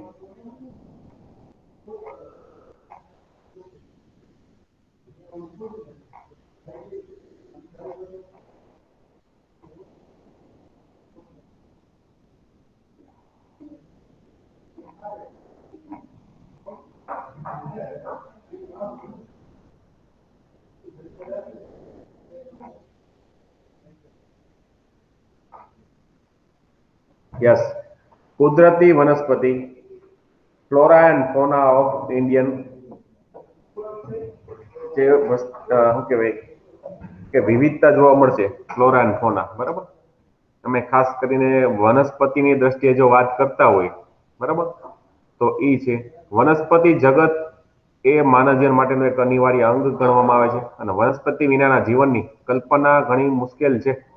એટલા માટે આ રિપોર્ટ ઘણા બહાર પાડે છે અને ભારત સરકાર છે ઘણી બધી વન નીતિ બનાવીને શું છે એના આધારે પગલા લે છે.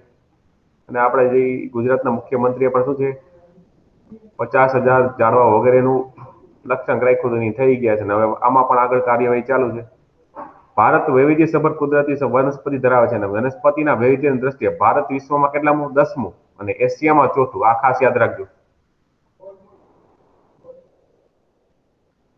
બરાબર. ભારત વિશ્વમાં 10મું સ્થાન વનસ્પતિ વૈવિધ્યતાના અને એશિયામાં 4થું સ્થાન. આ ખાસ યાદ રાખજો. અને વૃક્ષોના સમૂહને જંગલ કઈ છે એ તો બધાને ખ્યાલ જ છે. કુદરતી વનસ્પતિને નીચે મુજબ છે એના કારણોથી સર્જન થાય છે. એક તો પેલું ભૂપૃષ્ઠ, જમીન, તાપમાન, સૂર્યપ્રકાશ, વરસાદનું પ્રમાણ અને ભેજ. ખાસ યાદ રાખજો, આવા પ્રશ્નો ક્યારેક ક્યારેક પૂછી જાય છે. અને ભારતમાં જોવા જઈએ તો પર્વતો, ઉચ્ચ પ્રદેશો, મેદાનો, રણ પ્રદેશો વગેરે પ્રકારે શું છે ભૂપૃષ્ઠના કારણે કુદરતી વનસ્પતિમાં તફાવત અથવા વિવિધતા જોવા મળે છે. અને ભારતમાં વિવિધ પ્રકારની જમીનો આવેલી છે. ઘણી ખ્યાલ છે, આપણે જોઈ ગયા હમણાં, કાપની, કાળી, પહાડી વગેરે. જેના આધારે વનસ્પતિનું જીવનમાં વૈવિધ્ય પણ અલગ અલગ જોવા મળે છે. ઉદાહરણ તરીકે ભારતમાં હિમાલયના ઠંડા પ્રદેશોમાં તેમજ દક્ષિણ ભારતના દ્વીપકલ્પી વિસ્તારોમાં તાપમાન અને ભેજમાં રહેલો તફાવત પણ કેવો જોવા મળે છે? વનસ્પતિમાં વિવિધતા જોવા મળે છે. ઉદાહરણ તરીકે કોઈ પણ પ્રદેશમાં મળતો સૂર્યપ્રકાશ તે પ્રદેશના અક્ષાંશ અને સમુદ્રથી તેની ઊંચાઈ ઉપર આધાર રાખે છે. ઉદાહરણ તરીકે સમુદ્ર કિનારે હું તમને એમ કહું, ચેરના અથવા મેંગ્રુવના જંગલો આવેલા હોય છે. અને વધુ વરસાદ અને વધુ સૂર્યપ્રકાશ મેળવતા પ્રદેશોમાં વનસ્પતિનો વિકાસ પણ કેવો જોવા મળે છે? તો કે ઝડપી. અને આમ સૂર્યપ્રકાશના કારણે પણ વનસ્પતિમાં વિવિધતા જોવા મળે છે. હવે ફેક્ટ ડેટા જોઈ લઈએ આપણે. તો કે ભારતમાં લગભગ 5000 જાતના વૃક્ષો થાય છે અંદાજે, અને તેમાંથી લગભગ 450 જાતના કેવા છે? વૃક્ષો વ્યાપરાય દ્રષ્ટિએ મહત્વના છે. ઉદાહરણ તરીકે મેહુક છે, પછી સુંદરી છે, વગેરે વગેરે ટૂંકમાં. અને લગભગ 15000 પ્રકારના ફૂલ છોડવાઓ થાય છે. અને વિશ્વના લગભગ 6%, બરાબર, જે દર્શાવે છે કે અપુષ્પ વનસ્પતિ જેવી કે હંસરાજ, જેને આપણે ફર્ન કહીએ છીએ, શેવાળ, કુંજાઈ વગેરે પણ જોવા મળે છે. અને આયુર્વેદમાં જોવા જઈએ તો લગભગ 2000 ઔષધિ વનસ્પતિનું વર્ણન કરવામાં આવેલું છે. આખા વિશ્વમાં વનસ્પતિ વૈવિધ્યની દ્રષ્ટિએ જોઈએ તો ભારતને મહત્વનું સ્થાન મળ્યું છે. અને ભારતમાં જોવા જઈએ તો ખાસ કરીને ગુજરાત એ પાછળ નથી. અને કુદરતી વનસ્પતિના પ્રકારો જોઈ લઈએ આપણે. જંગલોની દ્રષ્ટિએ ઊંચાઈ, જમીન, વરસાદ અને તાપમાનની વિવિધતાના કારણે કુદરતી વનસ્પતિને 5 ભાગમાં વિભાજિત કરી છે. અને એક્ઝામમાં આમાંથી એક પ્રશ્ન એ પૂછાય કે હમણાં કહું તમને. ઉદાહરણ તરીકે નંબર 1, ઉષ્ણકટિબંધી વરસાદી જંગલો. નંબર 2, ઉષ્ણકટિબંધી ખરાવ જંગલો. નંબર 3, ઉષ્ણકટિબંધી કાંટાળા જંગલો. નંબર 4, સમશીતોષ્ણ કટિબંધી જંગલો અને ઘાસના મેદાન. અને નંબર 5, ભરતીના જંગલો, જેને આપણે મેંગ્રુવ કહીએ છીએ. ઉદાહરણ તરીકે પશ્ચિમ ઘાટ અને ગુજરાતના અને મહારાષ્ટ્રના દરિયા કિનારે જોવા મળે છે. જે એક્ઝામમાં પ્રશ્ન પૂછાઈ ગયો એ આ નંબર 1 ઉપરથી. સૌથી વધારે વરસાદ અનુભવાતો જે વિસ્તાર છે એ કેવા જંગલોનો છે? તો કે ઉષ્ણકટિબંધી વરસાદી જંગલોમાં, ખાસ કરીને આંદામાન નિકોબાર. બરાબર, આવું વિધાન વાક્યમાં તું જોજો એકવાર પીઈ નું પેપર. વિતરણ જોઈ લ્યો એનું. ઉષ્ણકટિબંધી વરસાદી જંગલો ગરમ અને ભેજવાળા પ્રદેશોમાં જ્યાં સરેરાશ વરસાદ છે 200 સેન્ટીમીટર કરતા વધારે હોય અને સરેરાશ તાપમાન જે 22 સેન્ટીગ્રેડ જેટલું હોય અથવા એનાથી વધારે હોય, તો એવા વિસ્તારમાં આ જંગલો આવેલા હોય છે. એમાં ખાસ કરીને જોઈએ તો ભારતમાં પશ્ચિમ ઘાટમાં વધુ વરસાદવાળા વિસ્તારો નંબર 2 લક્ષદ્વીપમાં છે. નંબર 3 આંદામાન નિકોબાર, આસામનો ઉપરનો વિસ્તાર અને તમિલનાડુનો તટી વિસ્તાર. ખાસ યાદ રાખજો, આવા પ્રદેશમાં આવેલા જંગલો કેવા છે? ઉષ્ણકટિબંધી વરસાદ જંગલો છે. ખાસ યાદ રાખજો, જ્યાં સૌથી વધારે મેક્સિમમ સરેરાશ 200 સેન્ટીમીટર કરતા વધારે વરસાદ થતો હોય ત્યાં આવા જંગલોનું પ્રમાણ જોવા મળે છે. અને આવા જંગલોમાં મોટાભાગે વૃક્ષોનું પ્રમાણ કેવું હોય? તો કે મેહોગની, અબનુસ, રોઝવુડ, રબર વગેરે. અને વિશેષતા કેવી છે આ વૃક્ષોની? તો કે એમની હાઈટ છે સરેરાશ 60 મીટર કરતા ઊંચી હોય છે. જાડી જાંખરાના કારણે ભેજનું પ્રમાણ વધુ હોય છે. અને આ જંગલોમાં પાનખર જેવી કોઈ ઋતુ હોતી નથી. કારણ કે શું છે? પાનખર ઋતુ ક્યારે આવે? જ્યારે તાપમાન વધારે હોય ત્યારે. અને આ જંગલોમાં 12 માસ લીલા રહેતા હોવાથી નિત્ય લીલા જંગલો પણ કહે છે. એકવાર વાંચી જાઓ ફટાફટ, ચાલો.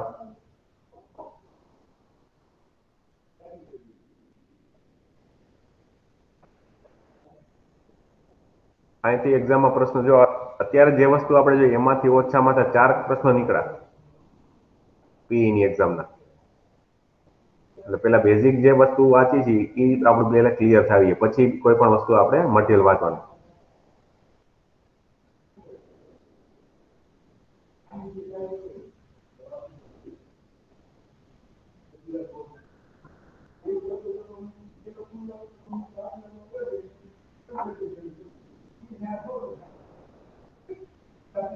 એટલે ઉષ્ણકટિબંધી વરસાદી જંગલો.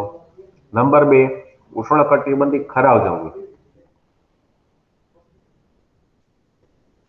જો આ મેપ બતાવ્યું છે, મેપમાં કુદરતી વનસ્પતિ, બરાબર, સૌથી વધારે પ્રમાણ ક્યાં છે? જો પેલા તમને ઇન્ડિકેશન બતાવી દઉં. હિમાલયની વનસ્પતિ ઘાટો ગ્રીન કલર છે. નંબર પછી વરસાદી જંગલો, હમણાં આપણે વાત કરી નિત્ય લીલા જંગલો કઈ છે. નંબર 3 ખરાવ જંગલો, ભરતીના જંગલો અને કાંટાળી વનસ્પતિ. બરાબર, કાંટાળી વનસ્પતિ મોટા ભાગે ક્યાં જોવા મળશે? રાજસ્થાનમાં, એ બાજુ ગુજરાતનું કચ્છનું રણ વગેરે. ભરતીના જંગલો જે જો તમિલનાડુ, આંધ્રપ્રદેશનો દરિયા કિનારો, ઓડિશા અને પશ્ચિમ બંગાળ. એટલે આ રીતે એકવાર મેપનું એનાલિસિસ કરતા જોઈને જોજો. અને આંદમાન નિકોબારમાં જો કેવા જંગલો આવેલા છે, નિત્યા લીલા જંગલો જ છે. બરાબર. ઓકે, ચાલો નંબર 2. 70 થી 200 સેન્ટીમીટર સુધીનો વરસાદ જોવા મળતા હોય એવા જંગલોને આપણે ઉષ્ણકટિબંધી ખરાબ જંગલો કહીએ છીએ. એનો સ્થાન ક્યાં છે? તો કે ઉત્તર પૂર્વી રાજ્યોમાં અને ખાસ કરીને હિમાલયના તળેટી વિસ્તારો. ક્યાં ક્યાં? તો કે પશ્ચિમ ઓડિશા, છત્તીસગઢ, ઝારખંડ, પશ્ચિમ ઘાટના પૂર્વી ઢોળાવમાં, વિંધ્ય પર્વતમાળા અને સાતપુડાની પર્વતમાળાઓમાં. અને આ જંગલોમાં કેવા પ્રકારના વૃક્ષો મહત્વના છે એ ક્યાં? તો કે સાગ, સાલ, સીસમ, ચંદન, ખેર, વાંસ વગેરે. એમાં વિશેષતા કેવી છે? તો કે પાનખર ઋતુમાં વૃક્ષો 6 થી 8 અઠવાડિયા દરમિયાન પોતાના પાંદડા ફેરવી નાખે છે.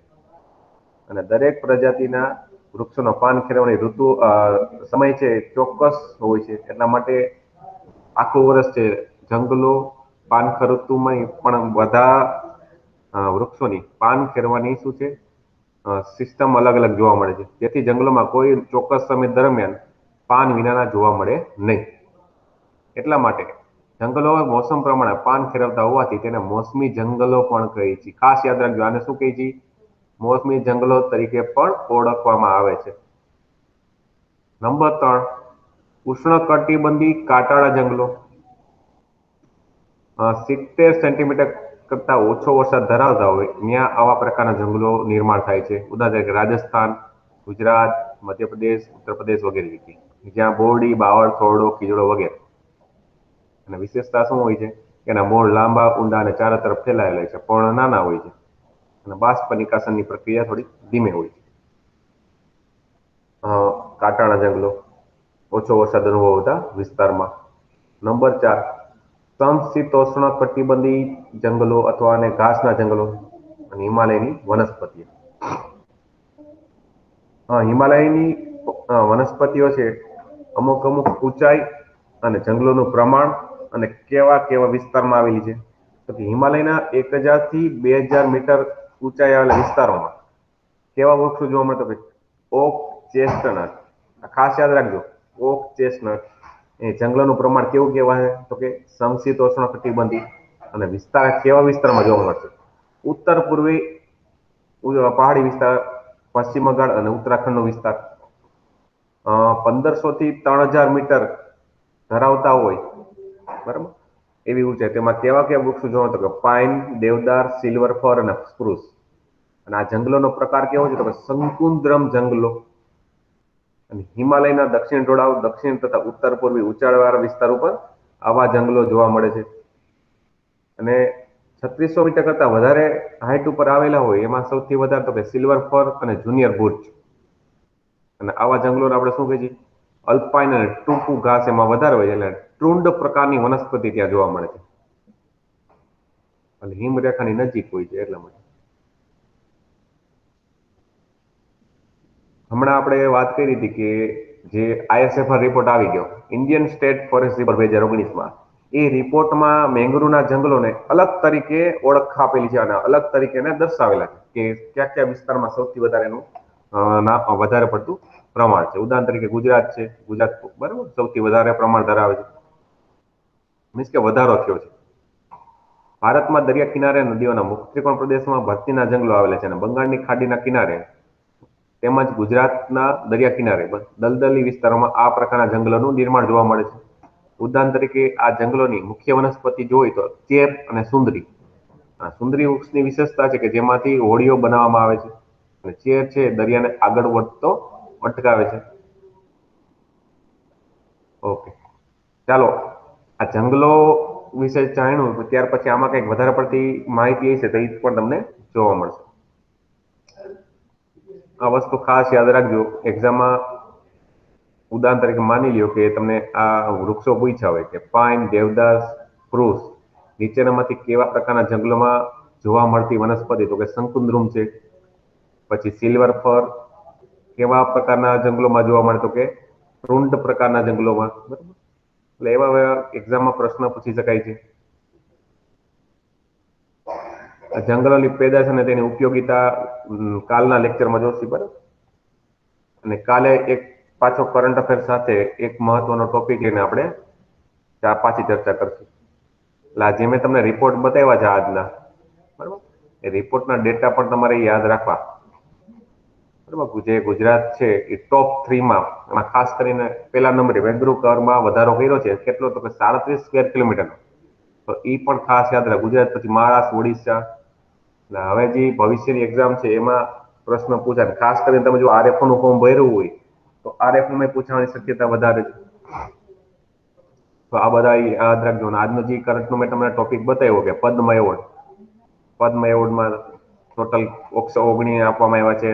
7 છે પદ્મ વિભૂષણમાં, 10 છે પદ્મ ભૂષણમાં અને 102 છે પદ્મશ્રીમાં. ખાસ કરીને તમારે ક્યાં જોવાના? ગુજરાતના અને મહાન જે નેતાઓ છે, રામવિલાસ પાસવાન, કેશુભાઈ પટેલ વગેરે, બરાબર. તો આ વસ્તુ તમે જોજો, બરાબર. તો આજનો વિષય છે અહીં સુધી રાખી દઈએ આપણે. ચાલો નેક્સ્ટ લેક્ચરમાં મળીએ આપણે ગઈકાલે. ચાલો બધાને, ચાલો જય હિન્દ, જય ભારત બધાને.